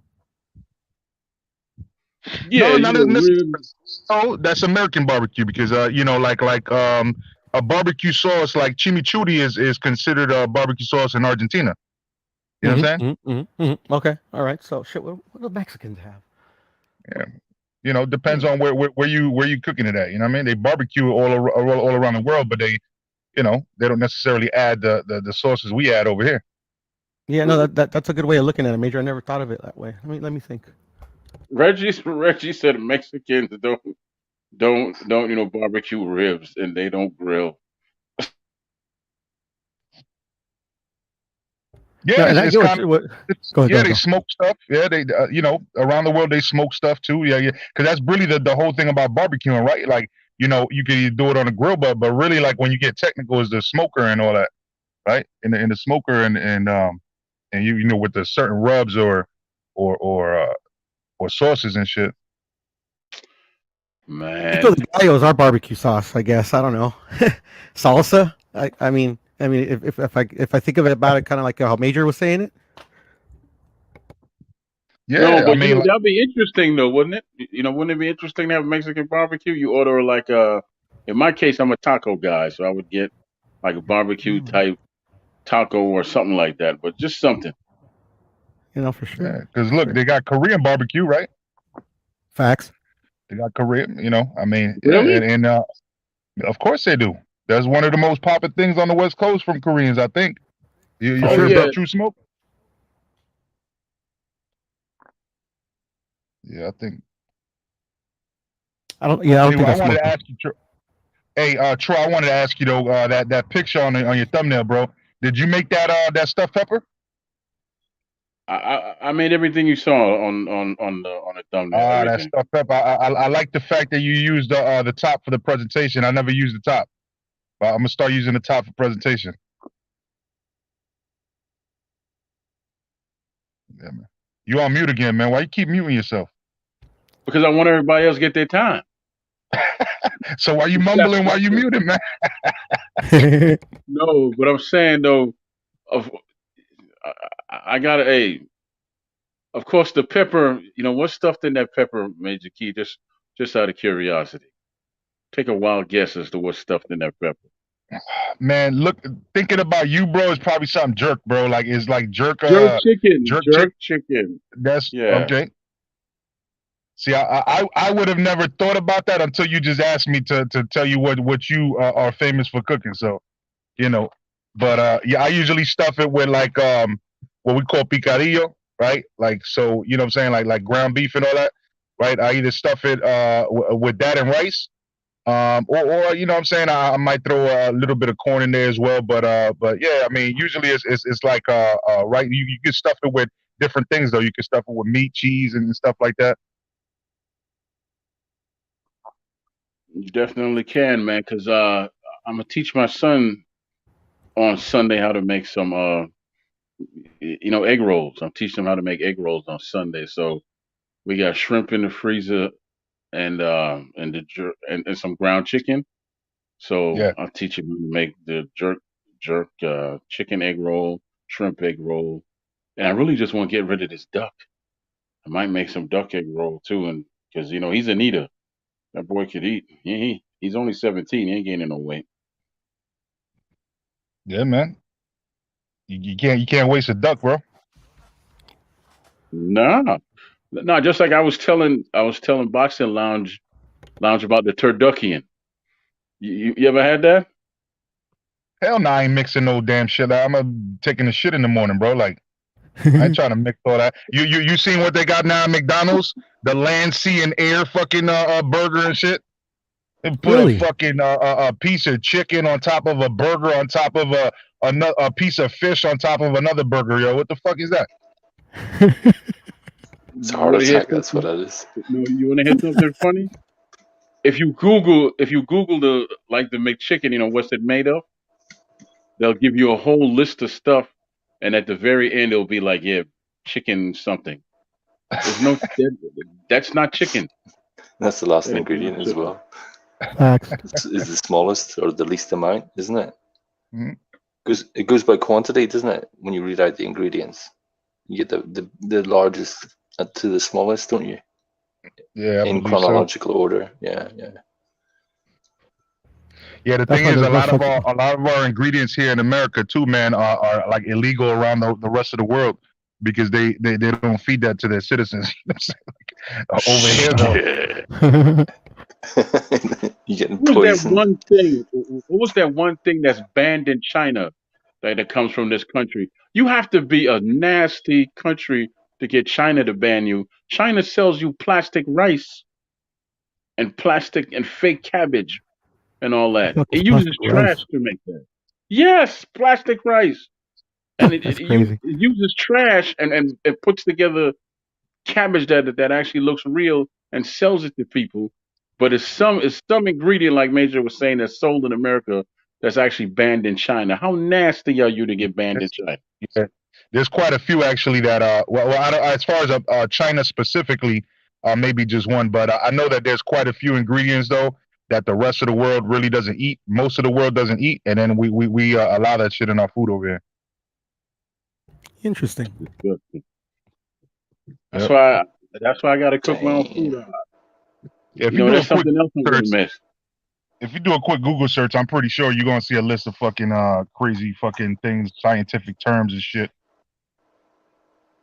Monodilaxyl tartrate or something like that. Shit. That's what I tell people. If I can't read the ingredients, I'm not putting it in my body. I'm not gonna do it. I'll pay Smart man. more. I would definitely pay more. Yeah, man. I can't do it because I don't know what it'll do to me at this stage in life. If you see dehydrated before it, if you see monosodium, what is it? MSG, sodium glutamate. There's fuck, bro. Yeah, I'm we on get my that phone, over so I here as really well. can't research it. Yeah, but it's a bunch of crazy shit. It's the cure for But yeah, cancer, bro. That's why they banned it. what's that? MSG. MSG. Yeah, right. That's the part of Chinese food that makes you feel full, and then then you feel sick. Then you feel like hungry again in like an hour and shit. Hold on. Boxing log ISC. What's up? What's That's up, man? Myron. That's Yeah, Myron. What? Yeah. I How don't you know why. been, man? I don't know why the name. I don't know why that came up like that. I don't know. What's up? Yeah, I know. Yeah, what's Hey, up, man? man. Listen, man. Myron could throw down in the kitchen too. So he just be playing the background, but he can throw down in the kitchen too. Tell him about Oh, some of the stuff you do in the kitchen, Myron. I could cook, dude. What you talking? I could cook every fucking thing. I know. I just gave you your props. Like you tell him tell him I that don't dish have that no. you're known for. I have Tell no him that. special. This guy I doesn't don't need a have no PR agent. special freaking dishes. I mean, if I run into There something that you seemed go. like very well, something I might, something I might taste in a restaurant, I go home and try to make it myself. If it's something new. All right, That's like pretty cool. say like lobster fried rice. You tried that before? That's something simple. But you ever tried that? Um, I've no, not actually lobster, but crab, Okay. shrimp, and chicken fried rice. Yeah. Right now. And Oh, you know, that's good. and It's like Thai. It's like a Thai dish when they put all those three together. But yeah, yeah. You were Yeah. telling us one time about your auntie who baked these pies. Was it your auntie that baked these pies? upside down pineapple cakes. But my aunt can cooks any goddamn thing. She's one of those where she could taste something and tell you the whole goddamn ingredients, all the ingredients in. Really? Yeah, I she love could I do thought honey. that. I Fact. thought you was about to talk about some meat pies from Sweeney Todd's, you know what I'm saying, barbershop and shit. Nah, she make Yeah, I this never seen upside down that one. pineapple cake that is absolutely crack, and she sells them too. She all around the city she'll sell them. They good with people buying them. You know what I'm saying? I tell Yeah, you what you do to make them better, every Myron. Christmas and Thanksgiving she makes them, and she sells like probably hundreds of them. I think what you do to make them better with the pineapple upside down cake, add some brown liquor to that pineapple and sugar overnight. Let it sit. Oh boy. Oh boy. Yeah, but she don't be putting no lick in this shit. My grandma don't do that. My aunt don't do that shit. I do My that. other aunt, my other I aunt do may that. do that. My other aunt, she Italian, right? She make this shit called sakatumi cake. Now that's the shit right there. You've What had is it? that? Hell What is yeah. sakatumi cake? I forgot what it is, but I remember. Shit, I don't have it anymore because unfortunately the lady that used to make it passed away. But yeah, man, this shit was that was bomb. Yeah, Tosca make sakatumi cake and shit. She put rum in it, but yeah, it'll be freaking dope. You eat the half of that cake, you fucked up. Damn. Ain't even a half. I mean a quarter. You eat quarter of that bitch to yourself, you fucked up. Yeah, you be like, oh my lord, it's awesome though. That shit is dope. Yeah, She's so good at that shit. Every time she come around, the rest of us in the family, you know what I mean? Of course, she's an in-law, but on our side, everybody's like, yo, make a sakatumi cake before you leave. Everybody says that shit. She ended up making like 3 or 4 of those bitches. We be like, make me one. We'll pay you, Tosca. Like, all right. right. Knocks I him don't back. even know what But that is. I got a lot of cooks in it. And my uncle, her brother has a culinary degree. But yeah, it's a lot of cooks in my family though. We all did. And I was an executive cook for 2 years. So I guess, when I was younger age. What for a company? Huh? No. At a fucking at a hotel. Restaurant. Okay. And Major, yeah, I was I know we talk younger. about cooking all the time. I was really young. Mhm. Yeah, but we never talk about baking, man. Can you bake as well? Me no. I'm not really I'm not really a sweets person, man. So I really don't spend a lot of time baking. Like my wifey likes to do that. My niece is very excellent at that. You know what I'm saying? As a matter of fact, she's the one that mastered the mac and cheese in our family, bro. Every single holiday, she's the one that has to make the mac and cheese, and she's only 23 years old. You know what I mean? Right. But shit, she mastered that shit. And she's one of the she's a foodie. She loves to to bake and try different things. And once she feels like she's got something right, she keeps on like with little things to try to tweak it here and there to make it better, but she'll stick to the main thing that she knows works. And she got real good with the mac and cheese, and she makes all types of other stuff. That's what it's about. You know what I mean? Cooking is really much like imagination. That's pretty much it. Yeah. That's pretty much what you cook from your That's all soul. it is. You cook It's from your soul. Yeah. Stick to a recipe. It's hard. experimentation and shit. Yeah, that's why it's hard for me to stick to a recipe because I like to do everything by taste. You know what I mean? So like, Yeah. I'm somebody that I look at the way that I have to visualize. I have to see the salt and the pepper being evenly distributed versus let me do a specific portion. Now I need to sprinkle it evenly, to where I'm satisfied, and then flip it around and do whatever I need to do. But That's exactly right. That's soul food, because I always say this: if you find a good cook, then you find a good lover. I think the two go hand in hand. I do. I do. But if you're in a hold up, that's half of the way if you talk about definitely to the Latino community because they rate it on how well you can fucking dance, baby. Am I lying? I mean, got Fat tattoos Joe's on them, Latino, man. and he said he came up. My niggas don't The dance. women. We just pull up our pants and do the rock away. But yeah, that's how the women though. The women, because the women look at it like that. If the guy can dance real good, then he's good at sex. The Latino women that I've known in my life. If no facts, that's what they told me, because it was an old Colombian girlfriend I had when I was living down in from 06 and 07 when I was living in Fort Lauderdale and working in Miami. And she used to tell me that she the one who taught me how to salsa, merengue and all of that shit. And I was like, whoa. You know what I'm saying? She was like, yeah, man, we Latin girls say you think if you could dance. I'm like, I gotta do this shit in a heartbeat. This ain't no shit. What are you talking about? You know what I mean? So I picked up that shit real quick in one night. Bachata though, man. Bachata is the one that you really want to impress them with. I do that too. She taught me that too. Mm. Yeah, man. It's Boy, funny. You watch some of these videos where like professional bachata dancers, bro. You're like, oh shit, bro. Like, hey, man, I'm a little too old for all that shit. You know what I'm saying? No, but you yeah. got a pro in the, you got a pro on the panel. He just changed his name as Puro Soul is a pro dancer. Hey, No, you know what? that's what I No was gonna say bullshit. though. But go ahead. Go ahead. I'm thinking about in the link. I show y'all. Okay, when I was in the Air Force, my ex-girlfriend, long time ago, I was in the Air Force. We was like in love and shit. Long story why we broke up. But she's so bad and so fucking raw at that fucking salsa and shit, yo, that she was traveling around the world doing that shit. I'm gonna put up a video link, yeah, so y'all can see her. And you know, what I mean, we still contact to this day, even though she's about to get married to this dude. And congratulations to her. But she was fucking vicious, and I was like, damn, Marilyn, you got, I ain't never see that shit because when I was dating her, I was 19. She was 17. You know what I'm saying? I was in the Air Force. This is down in El Paso, but I was stationed in New Mexico, but she was El Paso. But I like being around girls that could dance. I don't know why. Girls that could dance and in track and fucking field. Them motherfuckers be horny. Excuse Oh, me. I know why. I know why, because of that fantasy. Them track women are thick. You don't like skinny Man, women, do you? Do you? no, motherfucker, no. You No. skinny one.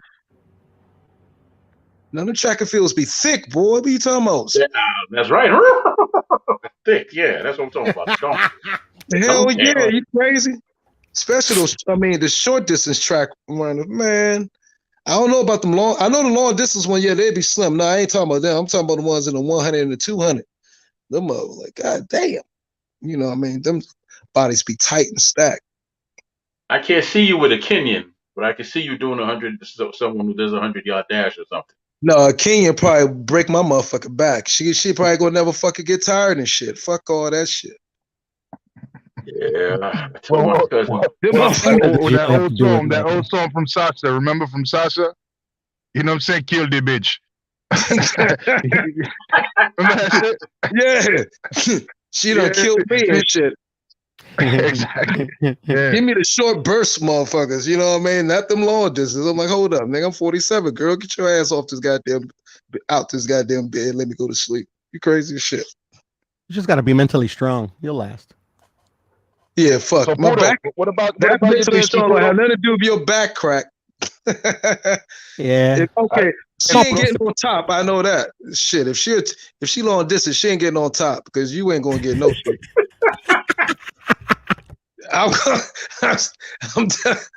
I'm tying her ass up. She long distance. Fuck all that shit. Yeah, funny. Fudo, I didn't know you dance, bro.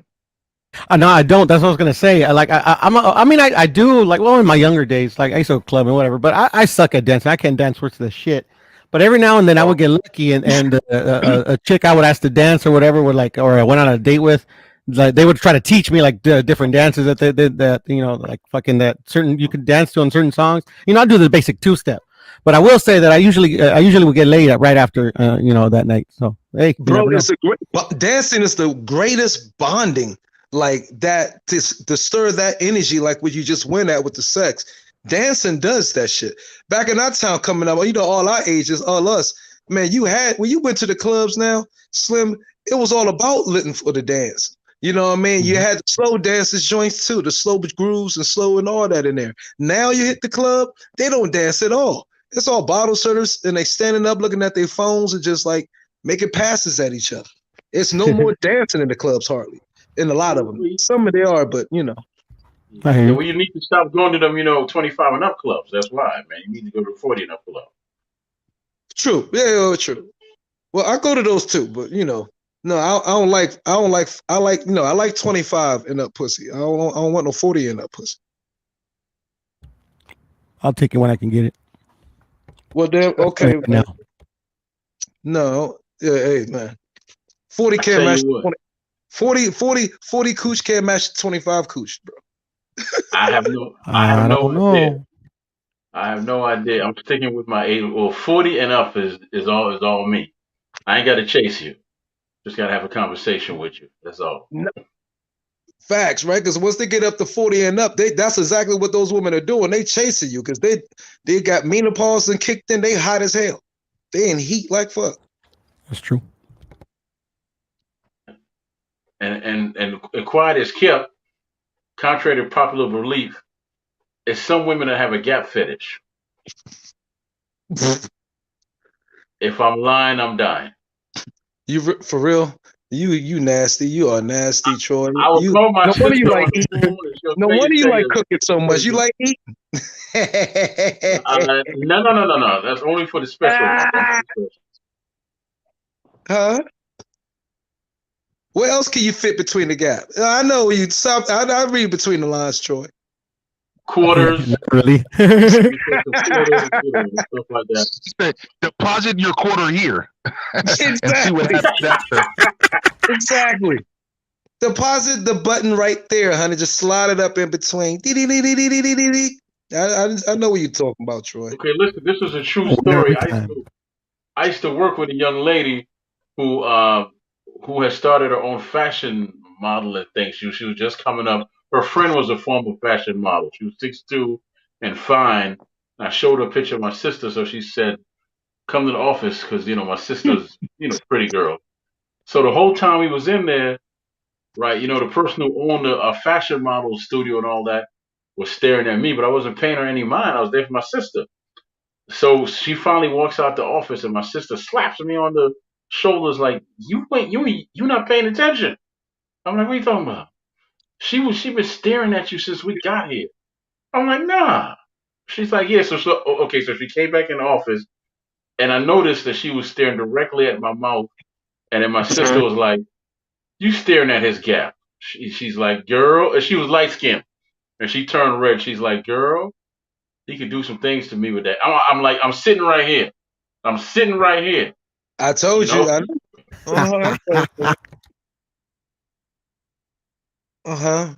Deposit, like the slide it right in between there. That's what they tell you. Well, yeah, there's a part, there's some more to that story, but you're gonna have to pay to get the rest of it. You have to pay. Yeah, because she certainly did.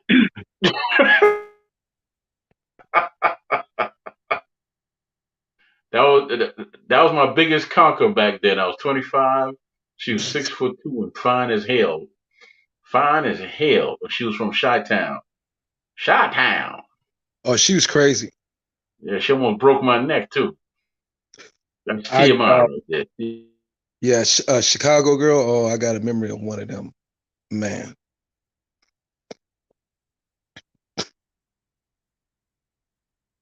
The good old days, man. I miss those days. Oh yeah. How old are you, Yeah, man? man. You still having those days? You must be married. I'm 40. I'm 40. Oh, you young buck. Yeah, but I'm married now, so Well, I'm 41, but I agree with Myron because my chick is 24. You know what I'm saying? No doubt, right? I know, right? We gotta deal with less mileage. Don't get me wrong, I love my wife, but I had some good times when I was single.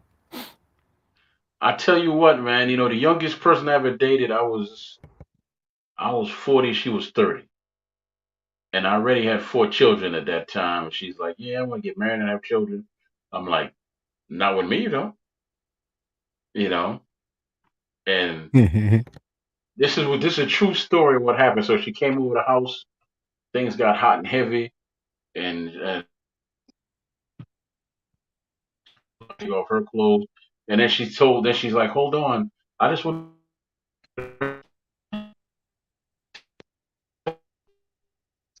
You breaking up, Troy? No, she was saying that she got raped twice just as I was about to take off all her clothes. And I'm like, "Oh, Jesus. Oh my Jesus. God. Okay, get dressed." I told her, "Get dressed. I'm taking you home.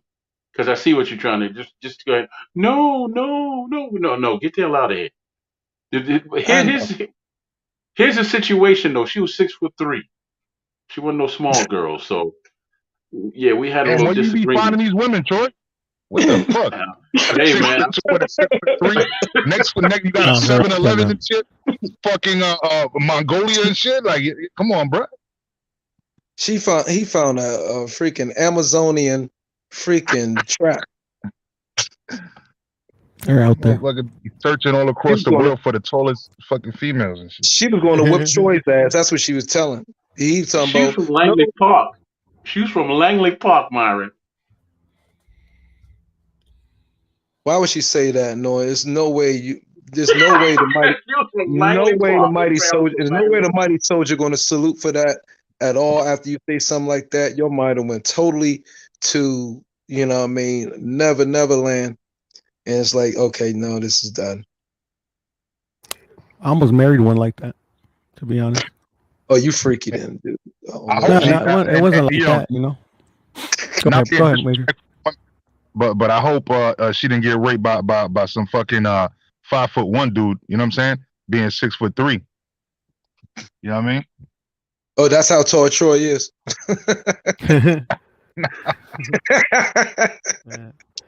Yeah, man. I'm 6 foot tall, thank you. 6 foot. Got you. That's unfortunate to bring something like that. And oh man, why would she say that though? What was in her mind? Couldn't tell you. When I found out I don't about know the one I what was almost going married, man, this was 6 years in our relationship. Go ahead, Troy. No. You go ahead and finish that story because I want to hear it. Yeah, man. I mean, shit, it was crazy. Well, because I never really dated, man. Like, I grew up with 3 sisters, so I kind of like when actually, and then my parents were real strict. Well, my mother in particular, so I didn't really go out like a lot, like dates and stuff when I was that younger. But when you become an adult, I started going out more, or whatever. But I had 3 sisters, right? They all thought they were my mom. They're older than me. I'm the youngest, so I was kind of like an anti-woman kick for a little bit. Not like I did get laid, but like literally, I didn't want to be in a relationship. Because I literally in my head, you knew how they really were. Yeah, exactly. No, that's what I think about it now. You get what I'm saying? I know. You knew exactly how they were. You heard sisters talk all the time. You're like, these bitches. Yeah, and it drove me nuts, bro. So I was literally on that anti-relationship. I was like an anti-woman kick. So every woman I ever was with, I would be honest with them. I'd be like, I just, we don't be friends. If you want to do anything else, that's cool. But I don't want to be in a relationship. None of that. And that lasted for like 10 years for me. But you miss out on good experience. I've noticed that you miss out on good experience if you don't date, like as a young man. You get what I'm saying? So I had to learn everything kind of late. But you was pumping, dumping. You was just, hitting and moving. You wasn't in you refused to go into a monogamous relationship, is what you're saying? Exactly. And the first one was the chick I almost married, and I was like 31 at the time. So your sister scorned you and shit because you didn't trust no girls after knowing how your sister used to hear how your sisters used to talk pretty much? No, how they treated me, like literally, like kind of like how, I see my buddies in the relationship with their wives or with their girlfriends. They can't do shit. I mean, like some women or most women, they don't treat you like an adult. Like they lock you down. You can't do shit, but they can. Oh, they were super controlling, you saying? Yeah, exactly. Yeah. Wow. So, right. Yeah. So yeah. So they had the pop. They felt like it was in their head. So yeah. Mm-hmm. Okay. So that's how it was, man. Like, I don't have bad relationships with women. I get along good with my wife, but I mean, it's just like I had my first relationship like I was 31. I mean, I dated her forever, and then I almost married her, and it ended badly, man. She tried to kill herself in front of me. Wow. Yeah, it was a bad situation, man. So let me ask you a question. Do you tell like the girls once you started dating and getting into relationships, serious relationships with females before, was you when y'all was talking and everything, getting to know each other, was you telling them about the experience with your sisters and how they were? And do you think that kind of tapered how they was going to be around you so they won't remind you of, resembling how your sisters were so they can, won't run you away? No, I never told any of them except for my wife now. Okay. Oh. Shit, my sister helped me out, bro. Like I smashed almost all her friends, bro. Shit, man. I can see that. I can see you doing it. I can hear that in you. Every single friend that she came over suddenly had a crush on me, and before you knew it, I was tapping. You know what I'm saying? Yeah, I've been there too. I have a sister that she has friends like that, like friends that are actually like, not very religious or like, kind of ladylike. Yeah, I got a sister like that. Hold up, bro. That's kind of like an oxymoron. You said not What? very religious, because religious means you have a habit or a practice. And from my life, Mhm. grew up in the church for a Mhm. period of like 7 years where I was definitely in it all the time. It was the Mhm. religious girls that had the biggest habits. Listen, they are the I'm not gonna lie, man.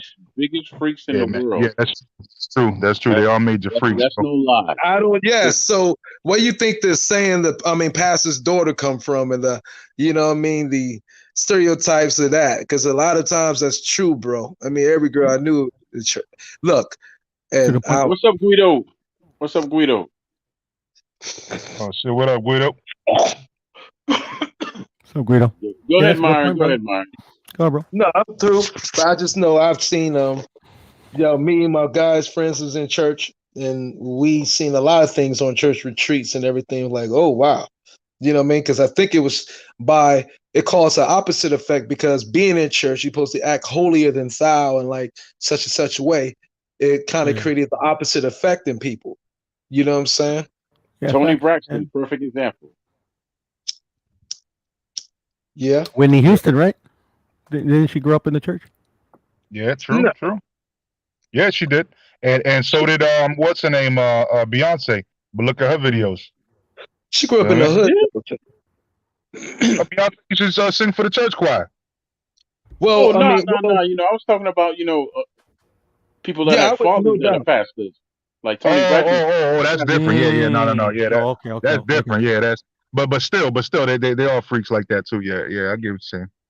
Yeah, I think Whitney Houston, her music was pretty not that way, but she was a Newark girl, Whitney Houston. She had family that was in the biz and all that stuff in the streets. So Oh, I see. it's just they presented her like that way, but she was from the streets. She wasn't, she was just, the image of the image created for her and for her entire music career was pretty much a facade. Right. But that image was created because her whole family was like a Itself. big, powerful, gospel family. Her family also have freaking drug dealers. Well, I don't know about the drug dealing part, but I know her family was a Yeah, big, man. powerful gospel family, and Dionne Warwick is her cousin with her big nostrils. Yeah. Yeah. Yeah. Dionne Warwick. Another look, thing, I forgot to mention. Real quick, let me just throw this. I forgot to mention also with my sister. Yo, a lot of my exes used to attach themselves to my sister to stay in the picture. That was crazy too. I used to have to avoid my own crib because they would be hanging out with my sister to see me and shit. That is nuts. Yeah, but I ended up smashing again. You know what I'm saying? And be like, yo, it's not gonna work out though. You know what I'm saying? but it was there though if I needed it. Just because of my sister, man. My sister, yo, that was the truth. That was my best wingman ever. My sister. Yeah. That's I was a awesome. little different with my I've heard sister. that before about guys who got sisters. I have a sister, but she's much younger than me, so No, we my sister was grew up together.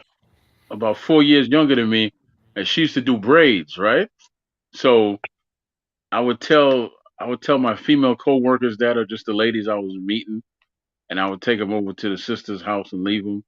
And then it got to the point where all her clients knew me very intimately. She was like, "Troy, you can't come around here no more when I have clients." I'm like, how am I not gonna come around when I got you all the clients? She's like, "Yeah, uh-huh. And you also getting something else from them too, aren't you?" I'm like, "That ain't your business. Just go ahead and do their hair. Just go ahead and do their hair." That's right. And she's still mad at me about that, man. My sister's been 20 years. She's still like, "You just nasty, man. Are you just nasty?" Because I'll be doing one person's hair in the living room, and then you go in the bedroom with the next one. I was just keeping her company. That's all. Yeah. Thin walls. Thin walls. Hey, she was just projecting. Yeah, she was upset with me, man. But yeah. Hey Troy, I'm gonna hop off, man. But thanks for having me on, Troy. I'm glad you're feeling better, brother. Yeah, I also was man. gonna tell. Yeah. I'm having I know.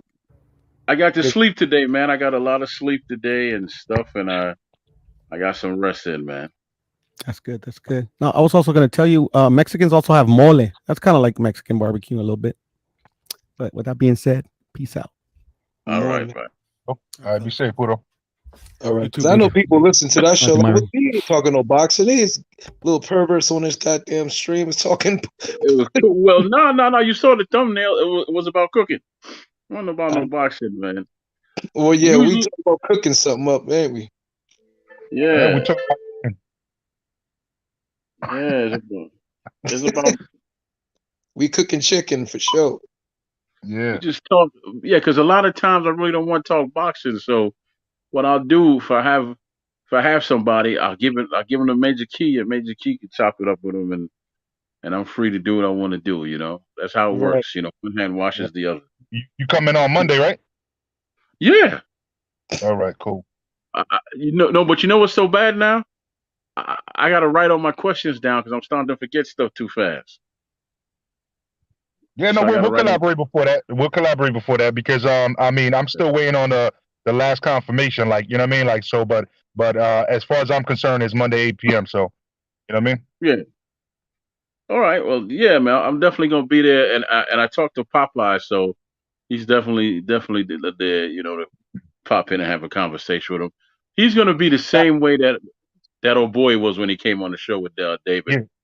But Uh, I want to mhm. bring him in. I want to bring him in a little later though, just because we only have the 6 slots, right? And so That's what I. Yeah, that's what I I want told to him. I want to get Kelly Pavlik on there first. So I'm gonna Kelly already told me that he's cool with or whatever. So I Yeah, just got to reach him, let him know, hey, yo, this is solidified for this time. And so you know, because that'll be great to have both of them on. And then you know, as far as Richie, you go ahead and reach out to Richie as far as coming in on the tail end of that. And then that's a done deal. and then throughout that we could sprinkle in, you know, like let's say D Style, G Funky, Let's Myron, not. you know, and Guido, you know what I'm saying, like to come in and you know ask their questions as well. You know what I mean? But kind of like keep it moving, you know, with the boxers themselves. Okay. Yeah. Because I got to write everything down now. But basically, he's gonna come in just like Desmond did. Just be all respectful. You know how Richie is, man. So yeah, you know how he is. It's gonna be a Yeah, good yeah, yeah. conversation, Yeah, a he's good a good night. dude. Yeah. And Myron's gonna come in and talk for 15, 25 minutes, and we're gonna have to we have to cut his mic like we did Stevie Wonder. Exit Come on, stage Stevie. left. Come Never. on, Stevie. Cut it out, Stevie. We'll Who call y'all you talking Stevie. about? You, He was talking about you. I know I'm Myron talking about Stevie who you Wonder. talk about. Who you talking about far as the show? Oh, David Benavidez, and I'm gonna have Kelly Pavlik, and he's gonna have Richie Popeye Rivera pop up as well. Oh, that's gonna be a fucking deep show. Shit. What the fuck? Yeah, that's why we want to sprinkle it out and have like people come in. So you're more than welcome, like always. You know what I'm saying? You always know I'll send you the link anyway. You know what I mean? Hey, Yeah. hey, Myron. Yo. I was trying to get him to jump on your live. Was it yesterday that you went live? Yeah. Did you That do? was a good live. Right. Because I was trying to get your almost uncle to jump on the live, but yeah, he was busy. You know what I'm talking about? Yeah, you Roger said. Leonard. Oh shit. Roger You Leonard. was? Yeah. Because remember when he was on the show and then you popped on? He's like, you were Yeah. like, yeah. You know, you said this person's name and that's my auntie and that's my mama. Yeah. Well, I was talking about my uncles, yeah, and my people, see, a family. But see, that's Roger. We know the house I've been to was Kenny Leonard. Okay, Kenny, because he was like, because as soon as you said that, Roger was like, wait a second now, you ain't trying to say I'm your daddy. No, he's funny as shit. No, it was Kenny Leonard. If it was I wanted you to get Kenny Leonard on there. If you get Kenny Leonard and I say those names, he knows exactly what I'm talking about. Especially if I say P. Year Lyles and Thomas God. Wilson. That was funny, boy, because everybody got quiet after that. Like, That was funny. what Yeah, you do, Roger? I almost forgot. What you do, Roger? What you do? He was joking and shit though, but I was like, I thought I that was know he really. was joking. No, man. I know. I mean, I felt like, duh. I'm like, what the fuck? I go from here. I was like, this dude. oh man, between you and and rolling with the punches, where you from? I live by some rock, by a tree, by a river. Oh yeah, that shit was funny. Who was it that asked him that? William Joppy. Yeah, drop your ass in that shit. He's like, yo, where you from, man? He's like, oh, me? Yeah. I'm from the Midwest. Okay, well, like, where in the Midwest? Yeah, you know, I stay in this town. Like, he was mad vague about that shit. Oh shit. And we all started cracking on him because like, the fuck, man, like you like in a secret society or some shit, like. I can say. He didn't want to get caught up in those shit saying he was from some place. Then somebody say, "Oh, so you from this such and such area?" Yeah. And that's exactly what he told me on the phone too. That's exactly what he told me on the phone. He said, because we were making fun of him, man, and he was like, nah, just you know, at that time, you know, I didn't want nobody to know where I was from. You know what I'm saying? He didn't. Well, why is motherfuckers scared? See, that's where I've been. If you know, I can tell you what. Go ahead, Myron. Go ahead. No, I'll just say, I mean, shit. If you know who you are, you're a solid dude. You let motherfuckers know where you're from. Yeah, man. Like, I mean, shit, man. I've already told people when I'm about to go to a fight. I've been there. I met up with other people from YouTube. You know what I'm saying? For me, it's not. I'm just a real dude in life. You know what I mean? So yeah, this is YouTube. But if I talk to you, you know what I'm saying? I shouldn't act any different than how I would talk to you in real life. You know what I'm saying? So the way that I was raised is offer respect first until you get disrespected. Once somebody disrespects you, then, you know, handle your business. But for the most part, I respect everybody. You know what I mean? I know. That's what I'm saying. These dudes would be coming on this joint be like, that's why I was real big on, man, I'm real big on, like, man, show your face. You know what I'm saying? Yeah. That's why I kind of started that shit. Because, like, cats be coming on here and you be meeting their representative. You don't be meeting them. Yeah, that's true. Who they trying to reinvent themselves to be on TV and shit. Mm-hmm. And we everybody can get slide into it a little bit, kind of.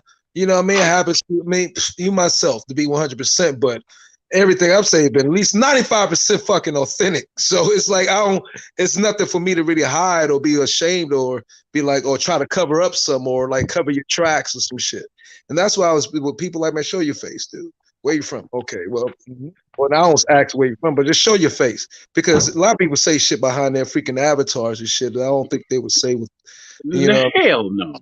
That's the thing, you know what I mean? So, and I learned not to get mad at that shit no more because I've gotten mad. I've gotten so mad, bro. You know what I'm saying? And you know what I'm saying? It's like, it's one of those things. It's like, all right, bro, I'm 6'4.5", bro, 260 pounds. I've never had nobody talk to me like that directly in my face my whole life, unless something happened afterwards. You know what I'm saying? Where we got down. Like, so I know that that's not true. You wouldn't see me on the streets and just say that. So I know that it's not true, and then you pissing me off because you're doing it on the internet. You know what I mean? Right. Exactly.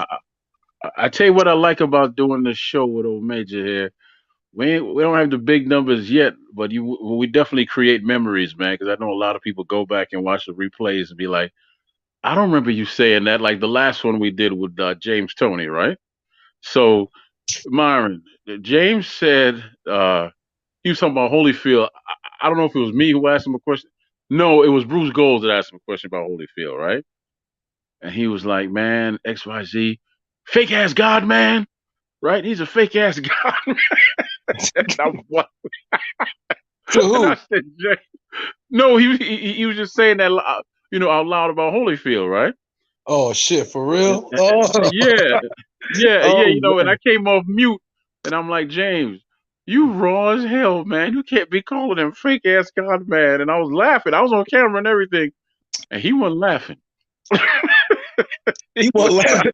Hey, I can get along great with somebody like James Toney. I already know. I would love to have a couple with that. Major Key was like, yo. Major Key was like, you know, everything said by Troy Graham does not represent Major Key. Troy's his own man. He's like, and look, see how he promotes stuff. He's like, Troy, if I was you, I would stop laughing because James ain't laughing. James is like, nah, I ain't laughing. Major Key, I know, is low key instigator like a motherfucker. That nigga's low key instigator. I picked that shit up from the get go. I was like, this nigga low key be starting shit up. I was like, but that's good. It's never. But I can notice it because, like, you know, that's a bit of me. So I was like, oh, this nigga started. I can see where he going right Yeah, now. because it's so fun in games and entertainment, right? We just don't get like serious about it. You know what I mean? Like some motherfuckers are taking that shit like way too James was far. And shit. playing. James was playing, and then on top of that, we had Rockman step in because we were supposed to have Ray Mercer that night, but Ray Mercer pulled out and then Rockman jumped in, right? So he said, Major Key said, yeah, Rock, Troy here, he could get it too, right? Because we asked him about the current fighters, he could get it, right? And he said, look, any of these current fighters could get it. So, here go Major. Yeah. What about Troy Graham? What about, oh, yeah, definitely. Troy Graham could definitely get it. And I said to Rock, how much you bench pressing now, Rock? He's like, man, yeah, man, I only do 475. I'm like, what? You ain't putting no paws on me, man. 475. We being real, honest shit. Yeah, he was being real. Yeah, he was being real because he was up to 500 back when he fought Lennox Lewis. Yeah. But the funny shit about it though, Myron, just so you get a little bit of context, is that we speak on the phone before we do most of these interviews, right? So we get a little bit of a rapport and all of that before we actually have the interview. So that's why it seems the way it seems, because it's not so CNN, Fox News type of thing. You know what I'm saying? It is literally like it's more just like a conversation. And so we joke around also on the phone before we do these things, and Troy be fucking with them, and they be getting mad at, like, not mad, like really mad, but like, oh man, I'll fuck you up, Troy. You know what I'm saying? And he agitates them, so I bring it up in the live because I already heard it. So I think it's funny when other people hear it too. You know what I'm saying? Like a fucking James Toney or fucking Hasim Rockman talking about they got Troy Graham. You know what I'm saying? Yeah, no doubt. And it's good. You know what I mean? It seemed like it's like to do a talk before the actual show and get a good, feel for each other. Shows like good chemistry when you do have the show, and it don't make it seem like y'all just meeting each other for the first time. It's just Nah, it seems all natural because it is. Exactly. It's all natural. Yeah, because before, I didn't write anything down, but how I am now, I gotta write everything down because I'm not gonna remember everything. But look, James Toney was there with his tailor off, on the back end, the conversation. He's like, and I told James I was gonna spawn for the suit that I seen him wear. He's like, okay, well, come on, man. Yeah, because you've been saying that for years now. I've been dying to kick your ass, and my tailor's here. He gonna measure you for a suit. I said, yeah, James, I want a suit and I want a hat. He said, listen, I'll do the suit, I'll do the hat, I'll do the coffin. You just got to bring your James Toney was always a fucking crazy shit talker anyway. Yeah, I told James, hey James, man, if you keep measuring me up for a coffin, I'm gonna call my mama, man. You better leave me. He's like, nah, man, I don't want no parts of nobody's mama. I want nobody. The mama come looking for me. If I would have really went if I was on the show like that with him, I would really see how I was like, yo, James, so if you keep acting that way, I'm gonna call Antonio Tarver on your ass and see what he actually. Because remember that little thing they had? They was going at it like, boy, you get your ass on shit. But that's how they talk. I was like, man, I call Antonio over here for you. You better start leaving me alone and see where he go with that. I think that'd be funny. You should not have said that because next time we do have him on, I'm gonna invite you, and when you pop up, I'm gonna say, hey, James, we got this dude Myron here, been talking shit about you, talking about that. You know what I'm saying? He gonna do you like Antonio Tarver did you. I talk that shit with. Hey, let's do it. That would be so funny shit. I will fucking have a freaking blast. I do it all day. Like, you better stop playing, man. I'm gonna get Antonio on you. Come on, man. Yeah, man, you gotta love what you do. Because you know what happened to me the other day, Myron? Right? What? Somebody took my artwork, man, and used it as their own on their own show. But the dude is dumb. He left my name on it. So it's kind of like I did a collaboration, kind of like Myron and Troy. Da da da da da da. I'm Well, like, maybe. Mm. I didn't give him permission to do this. So I didn't want to make a big deal out of it. So I inboxed the dude because I know who it was, and I inboxed him, and I listened to him talk. And every time I asked him a question, he just dug himself like a deeper grave by lying. I can't stand a liar, man. I can't stand it. It was somebody you know. We all know. Yes. So then, I mean, Yeah. he left your name in there. Was he just trying to be like, in a kind of way? I mean, like respectful, because he didn't take your name out. He left it in No. there because he wanted, he was like, I know I'm taking it for Troy, so at least leave his name in there. So I mean, that'll be, He hopefully tried to breeze deny it. over. He tried to deny it when Troy called him though. Really? Wow. Why the fuck would Troy he hit do him that? up. Not called him. I apologize. When Troy hit him up. Yeah. Inboxed Why him. would I he said, do that? I have no idea. But the If truth is, that's the reason why I just left him alone because he did leave the name up. Because honestly, I'm just gonna leave it alone, man. People take kindness for weakness. Just leave it alone, and ain't nothing Oh gonna no, he come out. did. You say he left the name on the screen on Yeah. the Uh-huh. On the thumbnail. yeah. Yeah. Yeah. I don't know if he couldn't get it off or not, but it clearly said the Troy Graham experience and Well, you got free a promotion, nigga. yeah, I did. So I can't be mad about that. Yeah. Can't be mad about that whatsoever. But I'm not gonna lose anything over it. You keep on. It But was the I principle, see. though. I understand completely. Yeah, I just man because if I'm talking to you man to man, stop lying to me because it's gonna just make me just pissing me Yeah, look off at you. even more.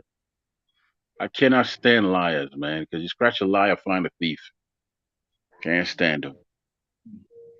Can't do it, man. But it's all over with now. So but I was hoping he did something on his show about it so I could pop up. But knowing him, he's not gonna do that. Mm. He's gonna keep it quiet and scroll down his articles anytime he want to. So yeah, Hint, hint. Myron will pick it I up don't know. after. I don't know if Myron caught that one. You say he'll scroll down or something. Yeah, man, He he'll said, scroll down his article. Yeah, he'll scroll through his articles anytime he want to. Mm. Oh, I know who you're "Oh, talking. light bulb went off. Ding, ding, ding, ding." Yeah, I know who you're talking to. Damn, that's fucked up. Damn, I know exactly who you're talking about now. Yeah, but this goes on, man. He's supposed to be social media. Ain't nobody, very few people on here real or are social. Very few people because the dude I was with before, trust me. Oh, I hold was, up. Hey, about the Mhm. guy, my bad. Did y'all see the ES News video with him? About who? About who? Him Oh, yeah. I seen a couple. Yeah. fronting Earl Spence? Yeah. I seen two with both of them. Yeah. Who threatened Ellie And Spence? said I that actually too. asked him about it. I actually asked Ellie about it on one of his lives when he had open phones. Uh-huh. Yeah, I asked him about that shit, And and he was he like, started clowning. yeah, because Ellie tried to, I don't like how Ellie tried to blast him out on the freaking, he's out there with the media doing his own thing. Why is Ellie there saying, oh man, this guy being disrespectful or such and such and such? And he blasted on Ellie setback. I was like, well, Ellie should just mind his own business. Why are you going to say that to the dude and just let Earl Spence handle that shit? So Ellie setback, I thought that was kind of a sly Move, little. yeah. Yeah, exactly. You said exactly what I was, exactly word for word what I was about thinking. I'm trying to be fucking political, you know what I mean? But I'm like, Ellie, I'm like, yeah, he kind of, that's doing that shit, let me know he kind of sleazeball. So I was like, wow.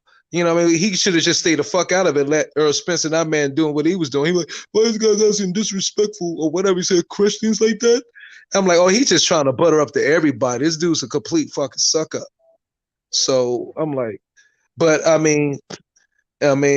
just saw that one clip of it and everything, and I Yeah, watched it. that one. They had that one, and they had one in a parking garage when they were going into a fight card, I think.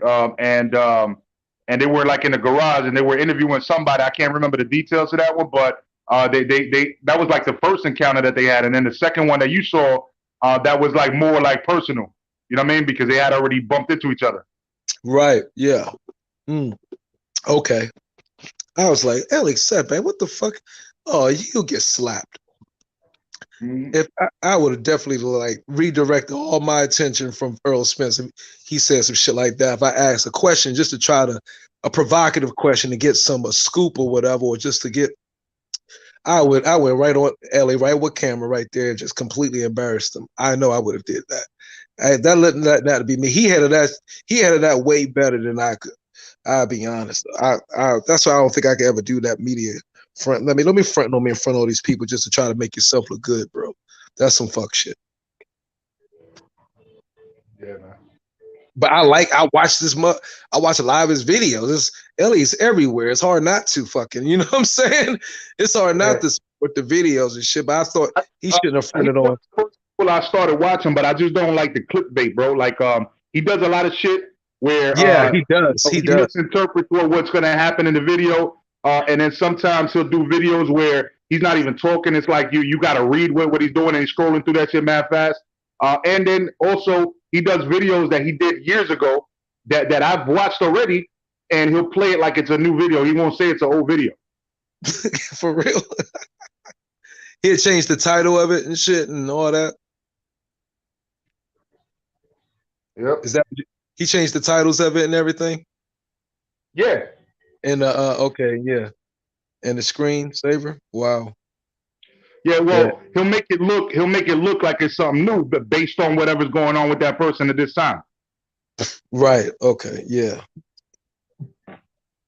It's Elliott's something else. But hey, man. Well, gentlemen, I'm about to shut it down, baby, so I get some more sleep. Been a pleasure, man. I didn't really plan on staying on till 8 o'clock, but you know what? I tell people it all flows. I just let the people dictate to me how long it goes. You know. Yeah, I was working till 6:30, and I had to run a couple errands. And my bad about last night, my fucking my phone kept shutting off for some reason, so I didn't want to keep on interrupting the show, so I just stood off after the second time. Oh yeah, no problem. Yeah, but my favorite dish, just Troy, because that's what the conversation was about. My favorite dish to cook. So I like to cook steelhead trout, right? I like to marinate that shit like some Spanish oil seasoning, but with saffron, right? And on both sides, crisp up the skin so it gets crispy, and then just the nice cook on the outside. Because if anybody knows steelhead trout, it's a little bit like salmon, but more like like softer. And then I'll do that shit with home fries, and I do the same seasoning on the home fries, and it looks like red rocks, and then like cream spinach, so it looks like seaweed. So it's like a presentation thing, but also it tastes all good and it's healthy for you. Besides, the starchiness of the potatoes, but.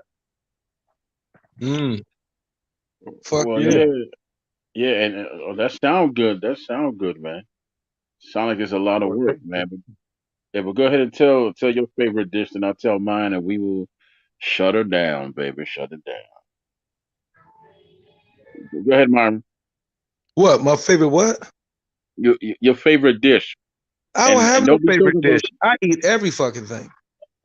And we talk about the dish.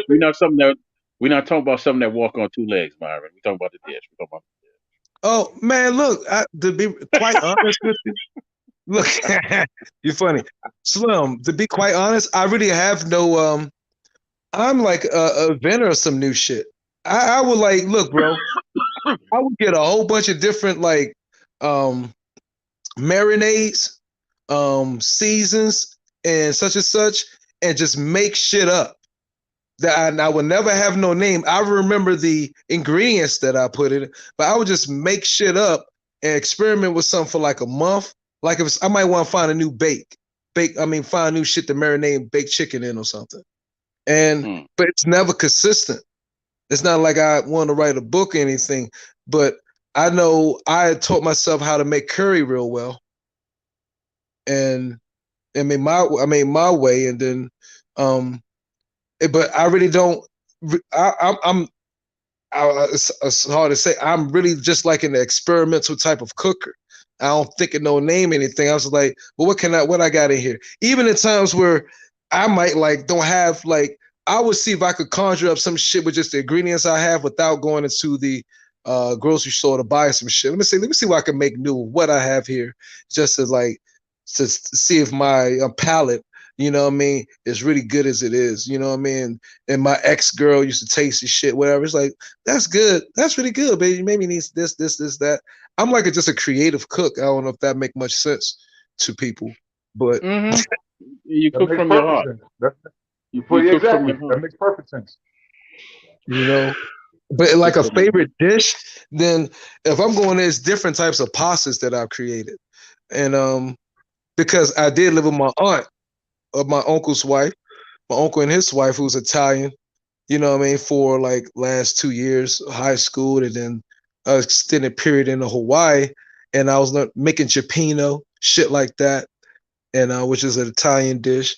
But making, I mean, various different. I got really kind of good at that shit early on with different Italian dishes, with arrabbiata sauces and like trying to make I mean, different type of stuff. And that's what ended up flowing through. Like I was a cook for a short minute in this hotel I was working at for a short while. And but she gave me a good base for that. A funny thing is, my mom couldn't cook her way out of a paper bag. My mom would literally burn water. So it was just like, it was weird. You know, she was the oldest girl with 4 brothers, and she couldn't cook for shit. But all my uncles can cook. My grandma cooked, great grandma, they all could throw down. Uncles, you know, what I mean, both sides. But my mom couldn't cook her way out. So I guess I learned how to cook a little bit in absence of her not being able to cook. You're gonna get beat up as soon as you put this live down, man. All your uncles and stuff will come. Don't be talking about your mama can't cook. No, they all no, they all make fun of her. So I started to make fun of her. She would be the first to tell you I can't cook. She would, I mean, it became so much she didn't care. She didn't have no freaking like embarrassment about it. I can't cook. I'm like, I'm not a cook. Boom, boom, boom. She didn't aspire to really care to cook. That's the thing. We later on talk. I'm like, Mom, she told me that was just actually a couple of months ago. You know what I mean? I went to her freaking place, and so she said, I never aspired to be a good cook or try to be already a cook anything. It wasn't one of the things she was interested in learning. Like I know, I was just like me and my brother didn't lay there and help me and my brother. Anything. I'm like, well, damn, thanks, Mom. Shit, you know what I'm saying? Like, Mom, why'd you put Sprite in our mac and cheese? Well, because it has lemon and lime, and I want it to be zesty.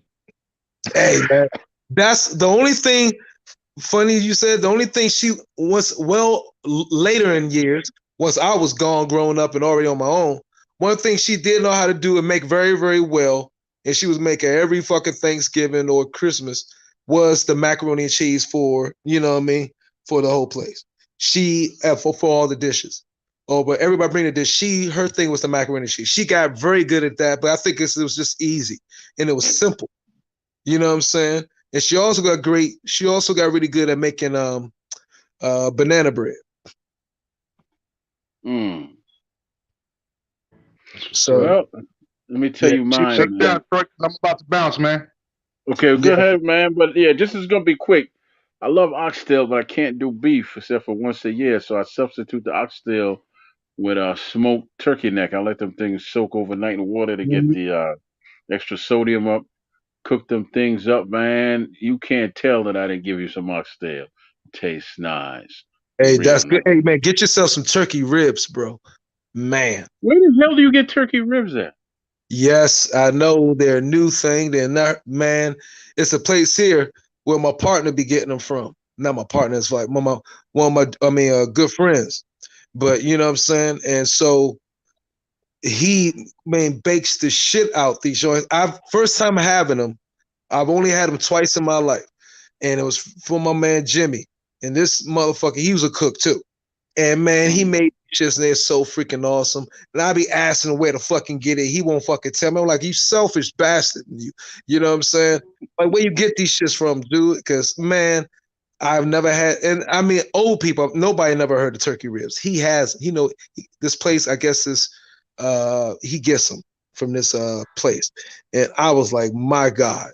I mean, Troy, it's fucking the way he's a badass cook though. He's vicious, better than me, way better than me in all levels.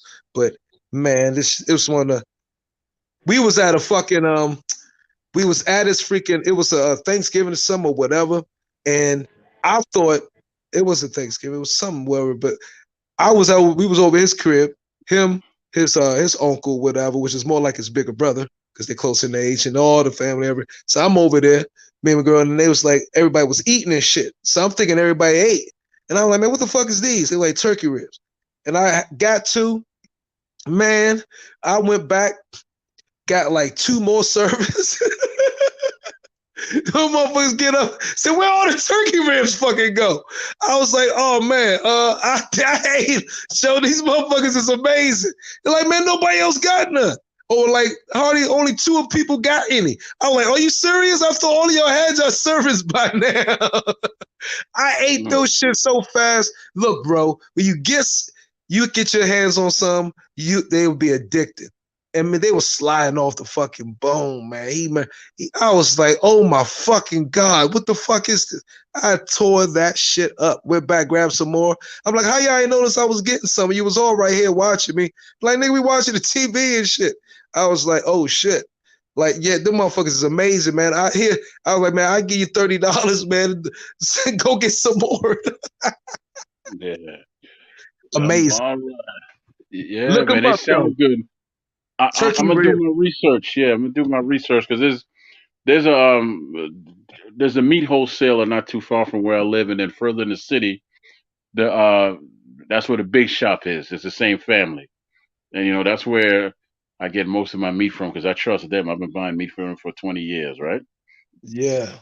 So I trust them. But yeah, I'm gonna go shut it down, man. I'm tired, and I'm just blessed to still be able to do it, man. All right, brother. No And I doubt. tell you what, I have fun doing the Troy Graham experience because no one can tell me to stay on point and stay on subject because I Shut up. create the damn subject. Yeah,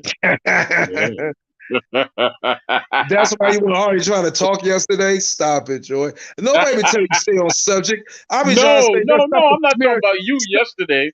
stop No, the listen, 40 smear campaign every time you get on. God damn it. nah. Well, nah. Come on, man. It ain't no Floyd smear campaign. You know what I'm gonna do? I'm gonna do a Floyd show tomorrow. I'm gonna do a Floyd show tomorrow around 6. Yeah, that's exactly what I'm gonna do. I'm gonna do a Floyd. Oh man, It's gonna be a simple header. you're a It, Floyd it, it, infatuation. it'll read. I'm not a hater. I'm just a factual boxing fan. Floyd Mayweather. I'm not a hater. I'm just a factual boxing fan. Man, you Because something else. because you can't prove me wrong on nothing I'm saying. Nobody can. That's, that's the thing when y'all get upset with me. Like, prove me wrong. No, I don't get upset. It's just you were going on Floyd. It's like nonstop. You know what I mean? I was like, oh Lord. No credit for nothing. Him. It's impossible to give him no credit for anything, Artie. That's not true. I tell him, You say that, yeah, you're gonna say anything. No, he's a good fighter. He's just not great. great I know fighter. what you're gonna I say. said great. I said great. He's one of the best fighters I've seen, man. But at the same time, the dude is not what you think he is. Because Oh, yeah.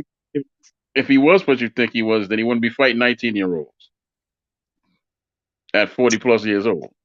Oh Lord, yeah, that's freaking. Anyway, I'm out of here. I ain't getting dragged into this by you. Too late, Man, baby. Too late. All right, all man. right, Thank you for Troy. coming through. No All problem, right, man. man. Good night. All right. Let me thank everybody that came in the chat, man. Let me scroll up. Let me tell you what, y'all. Thank you, thank you, thank you, thank you for coming through.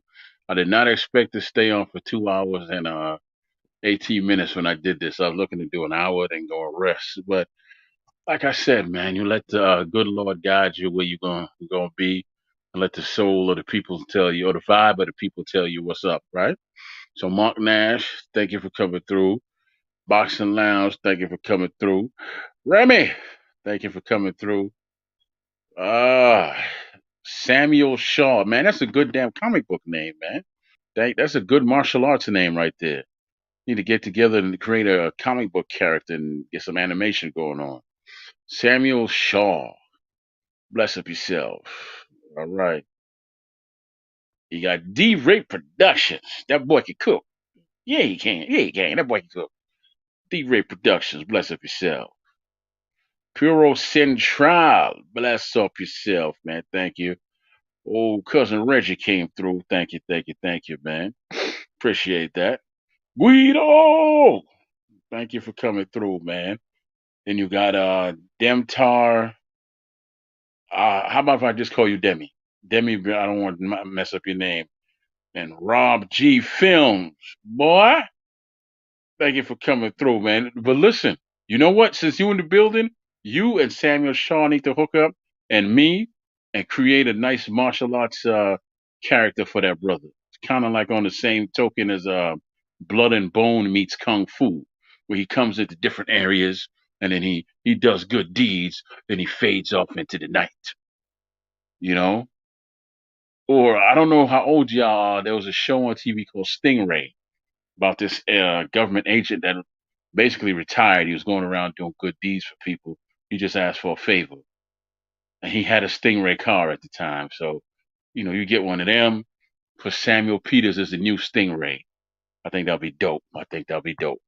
But anyway, thank you for showing up to the Troy Graham experience. That's exactly what it is when you come over here. It's an experience. It's not a show. It's an experience. You can be anywhere in the world listening to anybody talk about whatever they're talking about, but you chose to come over here and hear about food, sex, and crazy wives and just a lot of other things that went on.